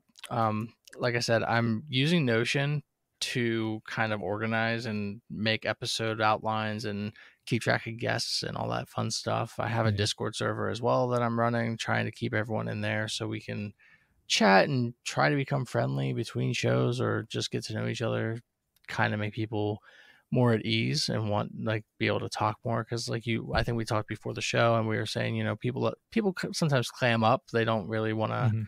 They don't, once you hit record, they kind of don't know what to do. So I'm trying to avoid that. But a large part of the issue I had was, I think my first episode I was trying to do was basically going to talk about all the showcases that just happened in the last month. Yeah. You know, we had PlayStation, then we had the Summer Games Fest, and we had Xbox and Ubisoft, and Mhm. they announced a bunch of, you know, stuff, and it was great. And I wanted to kind of discuss all that, but the problem is I think the problem is that's a heavy topic, Mhm. and a lot of people I'm realizing are not as like nitty gritty in the mud of the gaming industry the way that I usually am. They're just interested in playing games and chatting about the Yeah. things they're So interested in, as opposed I'm to like, what's yeah, let's going talk on in about the this. And industry. most people are like, I did not watch it. Yeah. And so I was kind of trying to I shelved that one. I'm trying to kind of work with my potential guests and see what they want to talk about and kind of Mhm. come up with a couple episodes, because I do want to record a few before I put them all live. Yeah. Kind of get me a bit of a head start, but I'm definitely hoping by the end of this month to have it live and have at least an episode published. Nice. Yeah, it's like we were talking before the show. It's weird. Like even for our show, we go in streaks of like getting guests scheduled. We're fortunate in that we get a lot recorded at a time, a number of these episodes, so we don't have to run around last minute trying to find people. But it's weird. Like I think part of it too, and I don't know, I'm not speaking on your behalf here, but I think some people like with podcasts when they go into it, they're cautious about actually reaching out to people. Like one of the places I use is podcast guest exchange. I find people that are interested in being guests and I reach out to them. So occasionally I'll post something on there looking for guests. But I think it's hard. Sometimes people have a hard time reaching out directly to people as far as like requesting that they become a guest on their show. I do not have that problem. I have a history, in my career of cold calling for sales and marketing and stuff like that. So I have no issue reaching out to people or just like, I mean, in my real life, just walking up to people and asking them questions and talking to them. It's not a problem I have speaking to people. So like we get shot down. I don't know how many people I reach out to a week. It's probably close to like 50, 55 maybe. Almost all of those are no's, but we get one or two yeses. It doesn't deter me at all. I think some people would see that and be like, oh, that's so depressing. If I got shot down that many times, I don't know what I'd do. But that's just how the world works. You're not going to get every single person to say yes. Most people are always going to say no because they don't know you. They don't know your content. It's very, very hard, especially when you're starting out. It's so hard to get people that are bigger than you to pay attention to you because it doesn't benefit them as much as it does you. And it is what it is. But I think just having that moment of courage to reach out to anyone and everyone is super valuable. Oh yeah, for sure. I was actually just looking at my Twitter account on my messages to see how many cold messages I sent about 2 weeks ago, just to anybody who I wanted to talk to. Like, and they are admittedly like a lot bigger than me. Like they are actually professionals in the industry. Like they're well known. But I was like, hey, I'm starting a podcast. I love it if you could come guest, or if they had a podcast, I even offered to like guest on their show. And I sent 22 messages and I've had 0 responses. Yeah, but that's just part of the it's part of the process. I'm just going to keep trying. Yeah, like I said, it is what it is. We've reached out to so many people that there's no way. I know going into it, like there's no way this person is going to respond. And then in the process of reaching out to them, I stumble across other people in their like sphere of influence that might agree. Like there was a point where Andy Dick was getting in trouble for a lot of stuff like a year or two ago, maybe like a year and a half ago, maybe. I was like, I'm going to reach out to Andy Dick and see if this will work out. And no, it didn't. But I got the guy on that was with him when he got like raided by the SWAT and everything like that. Super nice guy, Wappy Flanker. Go check out his music, people that are interested. Super nice guy. Did a couple of live performances on the show here, and you know, I made it a point to talk about him and not Andy Dick because he's not Andy Dick, obviously, and I don't want to use people to get information on other people, if that makes sense. So we made the show about him, talked about him, his music, and everything like that. And at the end of the show, we made a point like, all right, this is one thing I did want to know. Like, what was your experience like, you know, with having him around? And we talked about it briefly, and it was what it was. But yeah, just going back to the main point is just, it doesn't hurt you to reach out to people. Again, not talking to you in particular, just the royal you of the audience. The worst it can do is say no or not respond. It doesn't matter. You just reach out to people. You're never going to get an interview from somebody if you don't ask them. And it's just super important to remember that.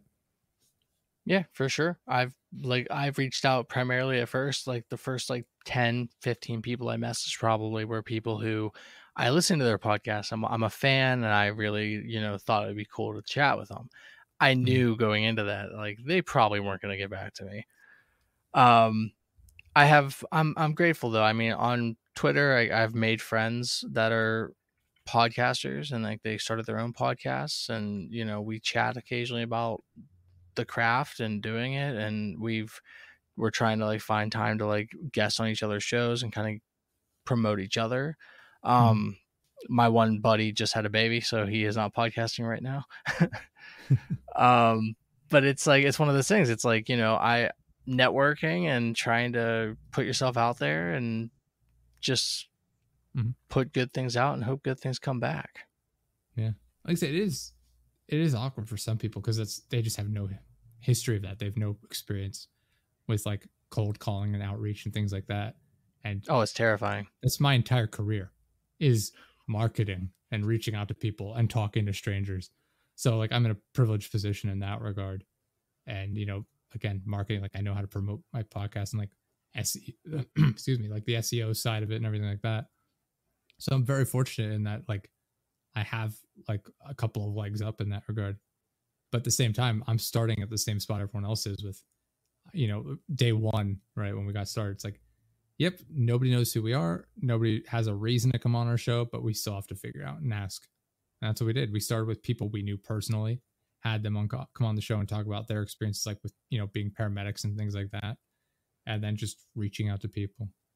I think it also helps if you, as opposed to like some people just reach out like, hey, I have a podcast. Do you want to come on? It's like, explain to them why it'd be worth their while. Say, hey, you're bigger than me, but maybe I have a different audience than you do. And you could reach a few more people. It's just a laid back, chat, whatever, it's an area, something that you're super interested in, can talk about it, just be a fun time, just whatever. Just give them a reason to come on as opposed to just asking them, hey, come on my show, please. It's a good point. There's nuance to it all. Like what I'm saying is not the end all be all, obviously. Sometimes it'll work, sometimes it won't. It is what it is. But I just have telling people to have confidence in their own work. Because some people are always worried, like, I'll use Twitch streaming as an example. It's like, oh, I want to build up my audience. Nobody's watching. Should I even try at this point? It's like, just have confidence in yourself. It's a huge part of it. I mean, working in sales, when I first started working in sales, I had zero experience in advertising. That's what I started out as. I was a sales rep for an advertising firm. And what I would do is it was more locally based for, print, like magazines, newspapers, like inserts, things like that. And my job was literally to drive around to the local businesses, walk into their stores and ask for like the owner, manager, whoever would make the decision, and ask them if they'd like to give me money to put ads together for them. And like getting started in that, it's like, this is the most awkward, bizarre thing imaginable. Just walk into, talk to somebody you've never met before and ask them for money. And it was so uncomfortable at first. And then like very quickly I realized, I'm like, I don't care. Like what are they gonna do? They're gonna say, no, I'm not interested. It's like, okay, whatever. It doesn't affect me. It's fine. I mean, it does affect me and I'm not making money, but it doesn't affect me personally, so to speak. And it just is what it Yeah, is. for sure. It really helped. I had to get over that super quickly, and I did. Fortunately, a lot of people are not in that same boat, or unfortunately, it depends on your perspective of it. But well, like like as a freelance web developer, like I constantly have to try to cold call businesses, mm-hmm. and it is my least favorite part of my job. I'm not good at it. I don't know, like I'm not good at convincing people, and I tend to I need to learn how to just like let it roll off if somebody says no. Because I tend to take it very personally, like, oh, I'm like, I'll be like, oh, I must not be good enough, or I messed it up, or I did something wrong. And whenever the reality is, like, they might just not be interested. You like web developing though? It's a passion of yours. Yeah, I enjoy like designing. I'm especially like fond of the UI UX design process, but like I code everything by hand usually, and like I like it. I've always been into it. Like I took all the programming classes my high school offered when I was in school, and Yeah. like I've always kind of dabbled, but it's one of those things like, you know, trying to reach out to a small business that maybe doesn't have a lot of capital to begin with and try to get them to pay you to give them a website, especially in today's age. Yeah. It's kind of a hard sell because like the answer I usually get is, well, I have Facebook. Mm-hmm. And you try to explain to them like, you know, well, you having a website like that gives you direct access to your customers, like it, you know, what would you do if Facebook goes away one day? And most people scoff at the idea and they say that'll never happen. And I said that's what they said about MySpace. Yeah. Or AOL. All that shit, man. Yeah. No, like I said, it's like letting that passion come through when you're talking to people, I think helps to an extent as well. You know, and I realized that too. Like I didn't have a passion for advertising, like print advertising or anything like that. And I think people could tell when I'd show up and I'm just like, it's, you know, ad in the paper, or, you know, in the magazine or whatever, and people might see it. But like if I talk to people like now, where it's, I think part of it is my perspective on like sales and marketing in general, where it's like I can sell something I'm passionate about because it actually matters to me, right? I think I imagine you're probably the same way to an extent too, maybe with your, you know, web development stuff like that. It's easier to talk about that than it would be to like sell cars if it's something you're not interested in. I wouldn't know where to start, or I wouldn't really care. But like for me, it was like, you know, I can go up to anybody now and talk to them about, you know, like my brand, like Deadjust Productions. I could say like, yeah, this is what we're helping people. We're working with people. We get to talk with so many cool people. You know, every week I'm talking to somebody new, and it's incredible. I get a new perspective on things. I get to hear their story. You know, why would I not want to do this? Why wouldn't you want to be a part of this? It's like I take that perspective of it. It's like, why wouldn't you do this? And I recognize what you're saying too. People are always gonna put up a barrier if you're asking them for money, like reasons why they shouldn't or why they wouldn't want to do it. And a lot of the difficulty in sales in particular is just like not even approaching it from a sales perspective, but more of a consultative perspective, where it's like, hey, what, you know, asking them like what your issues you're facing right now. Like I'll use your example in particular, like how could your business improve? You know, how could you get more sales? Like is Facebook allowing you to, you know, boost your numbers a bit, get it in front of more people and this and that? You know, how could you better manage this? And you know, sometimes I get people say like, well, I don't know, I think we're doing pretty good. I'm like, yeah, but how could you do better using Facebook? And they say, I don't know. It's like, well, you know, like with having their own website, say like, well, you're in control of like all the inventory. You can manage exactly how it looks. You know, you can choose exactly how many people you get in front of. You know, and it's just having all the hands-on options and being able to be fully in control of it, as opposed to having Facebook do it for you. And then, you know, some of the responses you might get are, well, I don't want to have to do all the extra work. But that's where you'd come in, you know, and just having that answer for everything they put up is helpful, but also making it seem like you're there to help them as opposed to sell them a product was something that worked for me. No, it's definitely an interesting way to go about it. Never really considered going about it like that. It's probably a better idea. Usually I would just be like, oh, hey, you know, like I would call local businesses that were kind of small, but I'd say, hey, like I see that you either they didn't have a website or they had a really shitty website. Mm-hmm. And if they had a shitty website, I would say, like I would just kind of be like, oh, I see you have a website. It looks like it hasn't been updated in a while. Like, would you be interested in talking about that? Like, I could help you, rebrand if necessary, just help you update your site to modern standards and help you reach more clients. And, I would try and pitch them. And a lot of times I would get people, most of the time people just hang up. Like, they just don't even say anything. They just hang up on you. I'm like, okay, cool. If by some miracle I get them to talk, one of two things happens usually. Either they'll just straight up say no and they're not interested, and I'll go, okay, sorry for wasting your time. Or what I've had happen lately, which is almost just as bad to me, which is they'll say they're interested, they'll ask you to shoot them an email with like a proposal, and you do that, and then you never hear from them again.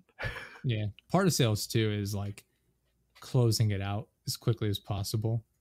Because like you're saying with the sending the email and then them not responding, is just getting an answer from them, yes or no, like in the moment. So there's not that dead end. Because once you send the email, it's completely out of your hands, and that's where it goes wrong. Even if they are interested, it's like the odds of closing that sale go down like huge. It just largely goes down when it's completely out of your hands and they have time to continue thinking about it or come up with more reasons why they don't want to do it. And yeah, I mean, the issue we had here. Yeah, go ahead. The issue we had around here was like there was apparently a web developer going around to small businesses and telling them that I'm going to make you a website and this is my price and whatever. And they would say they're taking 50% up front. Mm-hmm. And they would take like $500 as a 50% down payment. And then they would just disappear. And they were basically scamming these businesses out of money. Interesting. So when I approached these same businesses, apparently not that long after, they were like, oh no, not again. And I was like, what do you mean not again? And they were like telling me about this like experience they've had with this shitty web developer. Mm-hmm. And part of my solution was like, hey, I can give you, a contract that would, and my contract states, yeah, you're paying me 50% upfront. It's this much money. And it like lays out like my deadlines, your deadlines, like what is expected of both of us. And it basically covers me, but it also covers them. I was like, I'm not looking to rip you off. I'm just looking to make a living here. Yeah. And I had this restaurant. She was like, I'm absolutely like interested. She wanted me to send her like my contract. And I was like, okay, send her the contract. And I was like, just send it back. Like I'd send it via DocuSign. I said, just sign it and send it back when you're done. And, we'll do business.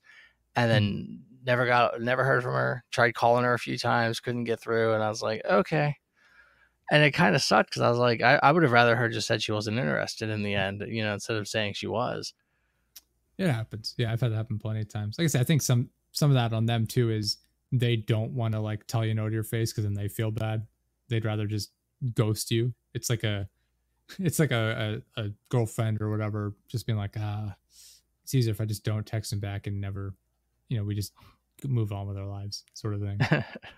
Yeah, it's like I said, that's sort of why I've always, and I don't want to tell you how to do your job, obviously, but like I said, that was why I adopted that like consultative approach, where if I walk, like you mentioned, like websites that need updated. If I were to approach someone and be like, hey, your website, looks kind of out of date. I don't want the first impression of me to be, hey, someone's coming up to me and talking down to me about like my work or like anything to do with my business. Like I've always taken it as like, hey, this is, I'll pretend I'm in your shoes for a second. It's like, hey, I'm a web developer. I'm just reaching out to see like if, what's going on in the area, just trying to familiarize myself with, the businesses in the area. I was just trying to see like what you have going on. And it's different, I think, over the phone than in person, which is what I was doing. But it's like, I'm just trying to familiarize myself with like the local businesses and see what's going on and get them to just open up about themselves more before you dive into like the business aspect of it. Just see like, oh, what, how are things been going? Economy's kind of like up in the air sometimes. Has that affected you guys at all? Whatever, and if they say, oh, it's, or like I'll use COVID. COVID's probably a good example. When we were closed down right as COVID started, they would say, yeah, we can't have people coming into the store, so business has been hurting. I'd say, oh, well, if you have your website, people can shop online through your website. They don't have to come in. You can do all the shipping and stuff in here. it makes it super easy, and you can expand your audience to like everyone anywhere. You know, you're not competing just against people locally, you're competing against Amazon and Walmart and everything. Like, business is not local anymore, regardless of the scale. And it's kind of the approach I would take with people. Just let them know, hey, you're not just competing locally, you're competing against every company that has a website that also offers the same products you do. And that was sort of the approach I took.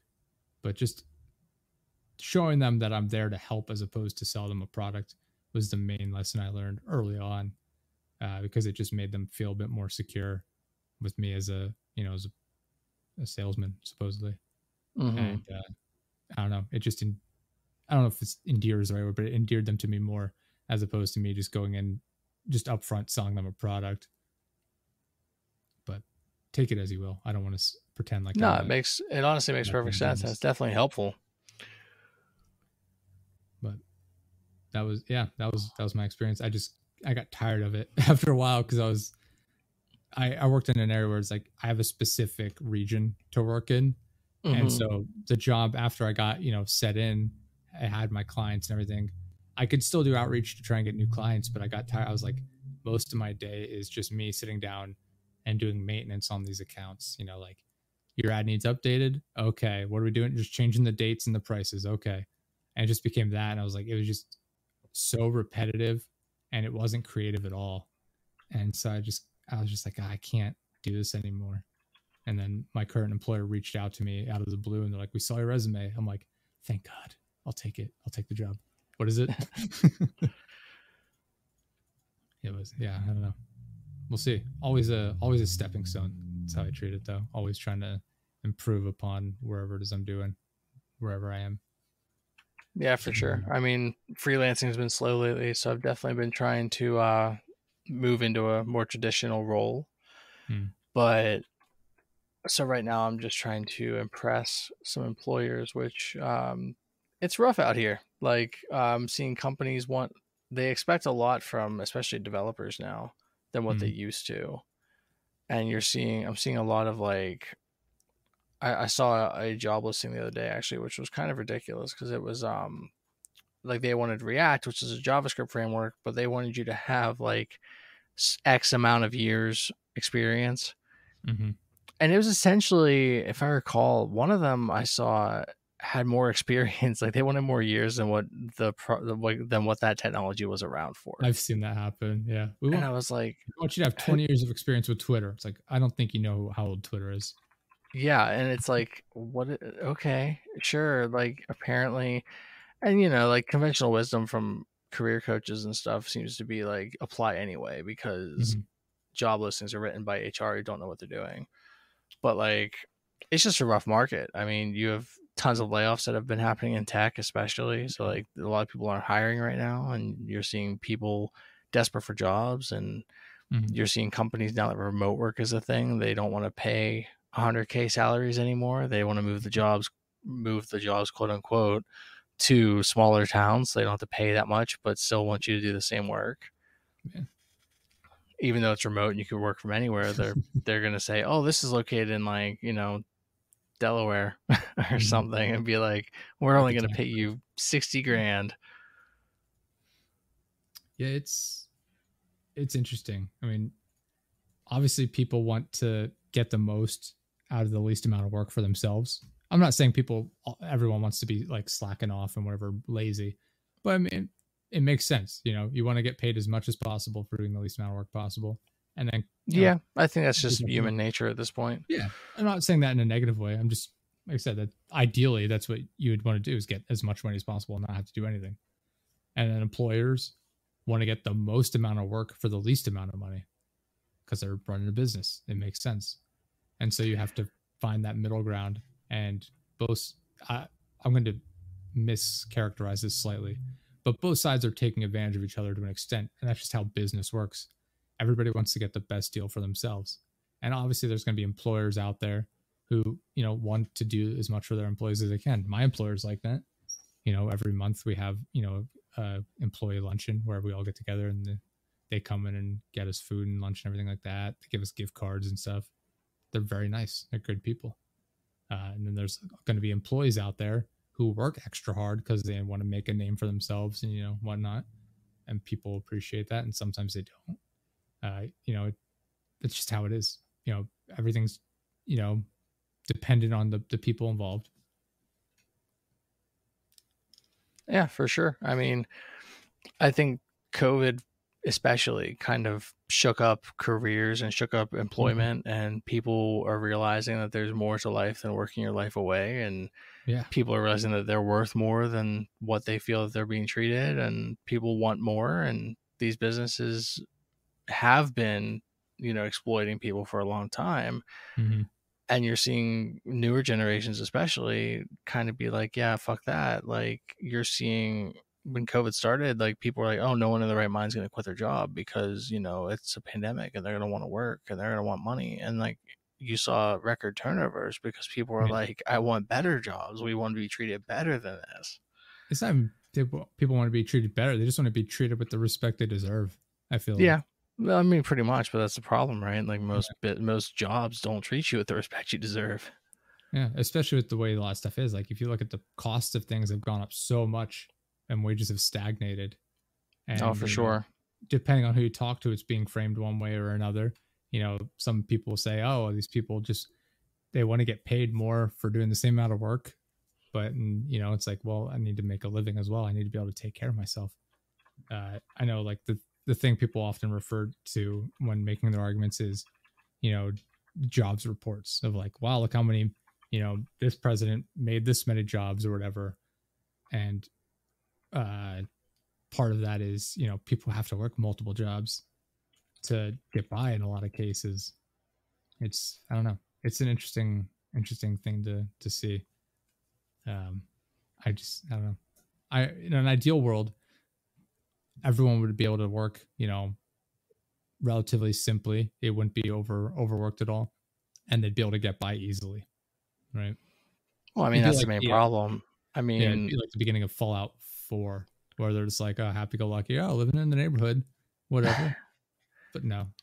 Well, I mean, you figure, like, you'll see people now, like, kids want, you see people trying to fight for $15 an hour as a minimum wage because that's a minimum level wage these days.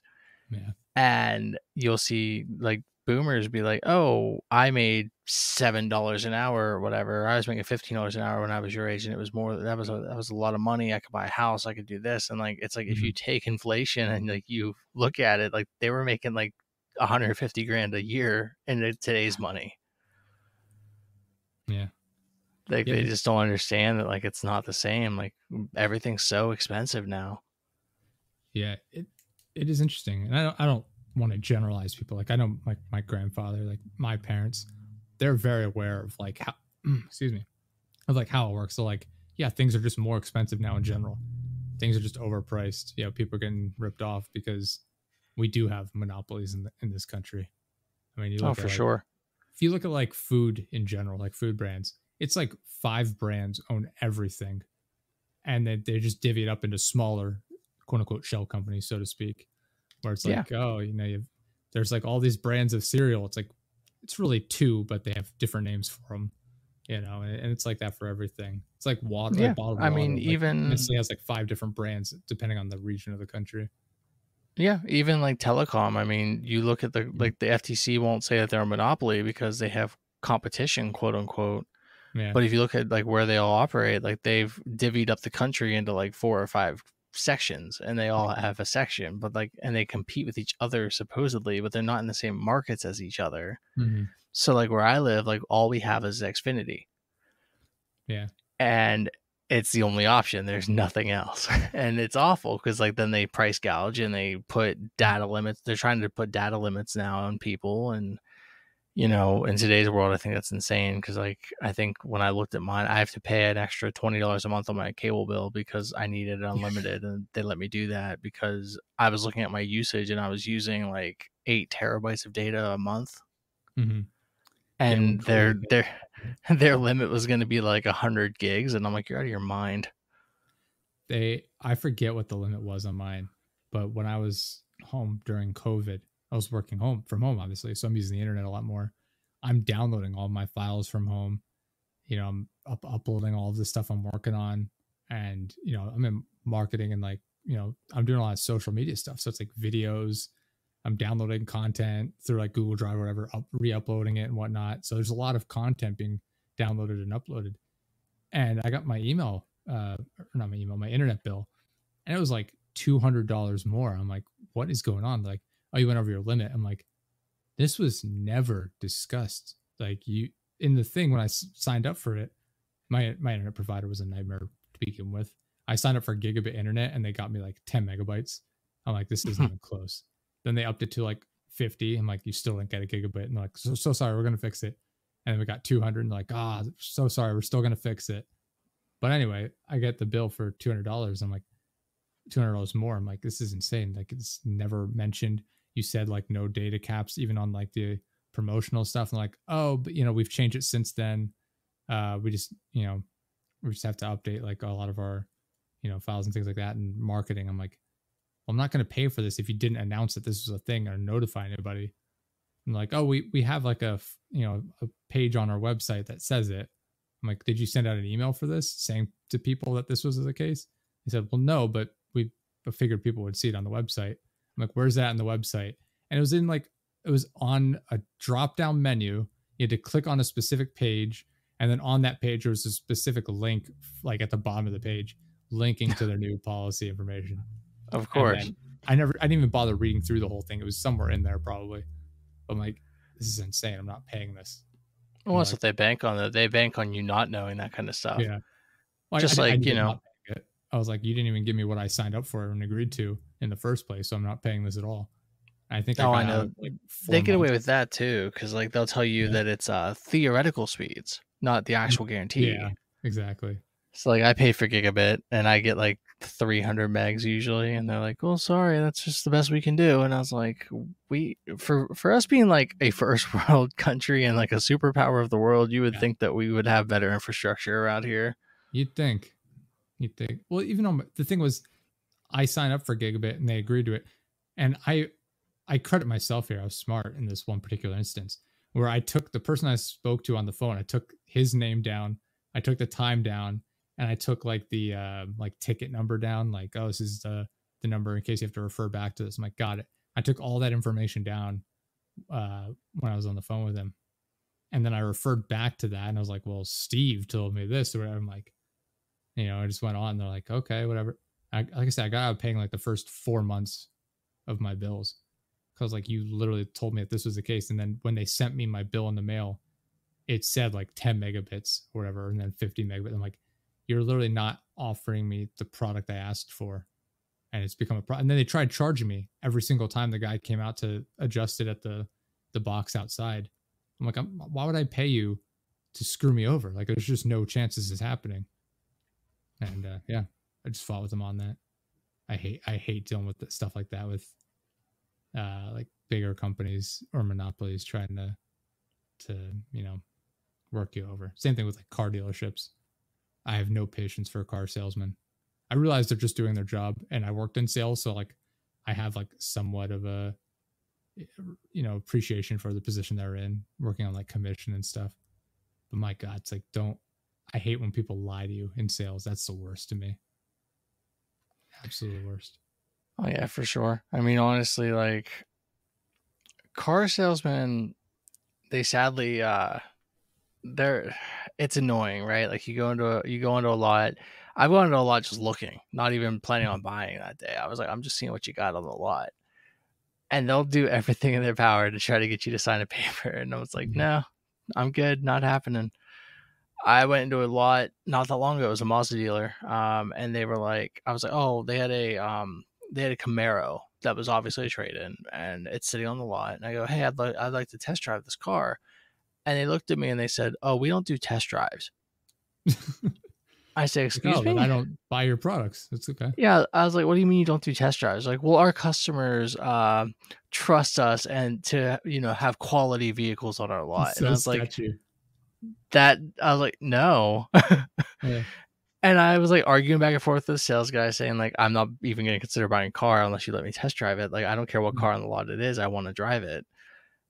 And he goes to his boss, and his boss, like, the only way they would even let me sit in this car was if the the salesman drove it.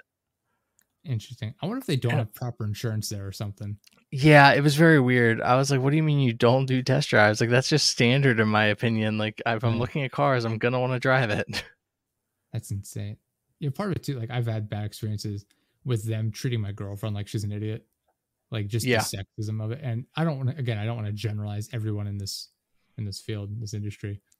But like it's happened at every car dealership we've gone to, which is what leaves me a bad taste in my mouth. It's like everyone we go to, they treat like, oh yeah, your car's, that's not going to last. Your car's going to break down the side of the road. If something go wrong, your brakes could fail. You're going to get in an accident. Who knows what will happen? It's like, fuck you, man. Like, why? Like, you're treating her like an idiot and just straight up lying to her. Like, that is so pathetic. And I don't know. I would never buy from people that do that. Yeah. My mom walked into a gun store around here the other day. She has a I guess she has a 308. She said she thought it was a 22. We walk in and I'm telling, and she's like, I think I want to get a different gun because she's getting older. And like she said, the slide's hard to pull back. So she wanted to get an easy slide. And I was like, okay, cool. Like I went with her and this sales guy is like talking down to her because she's an older woman. And, you can't handle a bigger gun than that, blah, blah, blah, blah, blah. And I remember just looking at him like, oh, you've done it now, dude. And my mom just starts freaking the fuck out because my mom is ex-army and she has like marksman medals and shit from when she was in the army. And she's like, fuck you. And I was like, oh God, like I thought I was going to have to break up a fight in the middle of a gun store. Yeah, I don't want to break up a fight in a gun store. It seems like the worst place to break up a fight. Because my mom's very bullheaded. She's very like, I'm not going to take your bullshit. Mm-hmm. And this guy was just like trying to treat her like she needed, you couldn't handle more than a 22. And I was like, oh God, like my mom was a marksman with an M16 and a 1911. Like I was like, she obviously knows how to shoot. Yeah. And she still shoots now. Like it's not like she doesn't. And I was like, oh boy. Awesome. It was just simply because she's a woman that they thought they could talk down to her. Mm-hmm. Yeah, man, it's frustrating. I don't know. Anyway, we're a little over 2 hours here. Don't want to drag on too long here. I really appreciate you coming on, man. Thank you so much. Sure. It's been a pleasure. Yeah. Where can people go to check out your stuff? So I'm working on getting a website up for the podcast, but they can find me on Twitter. So my personal handle is at Chris Mooney Dev, all one word. And the podcast is at Son of a Bit Games. Awesome. And those links will be in the description and people can click on through. Go let them know you've listened to the show. Check it out. Check out deaddestructions.live and check out liquidiv.com and Zencaster. Links are in the description. Use our code DJP15. Get 20% off over on Liquid IV. Fantastic. Tastes great. You can get sugar-free if you want. Super easy. Super great. Love it. And Zencaster, obviously we use every episode we put through on Zencaster here. Can't recommend either of them enough. Thank you to them for sponsoring the show. Thank you so much for coming on, man. I really did have a blast. Yeah, it's been great. We'll have to do it again sometime. Absolutely. I'm happy to have you back on anytime you want. Thank you so much, man. Sure. And catch you later. Thank you. Thank you, everyone listening. We'll see you all next time. Bye.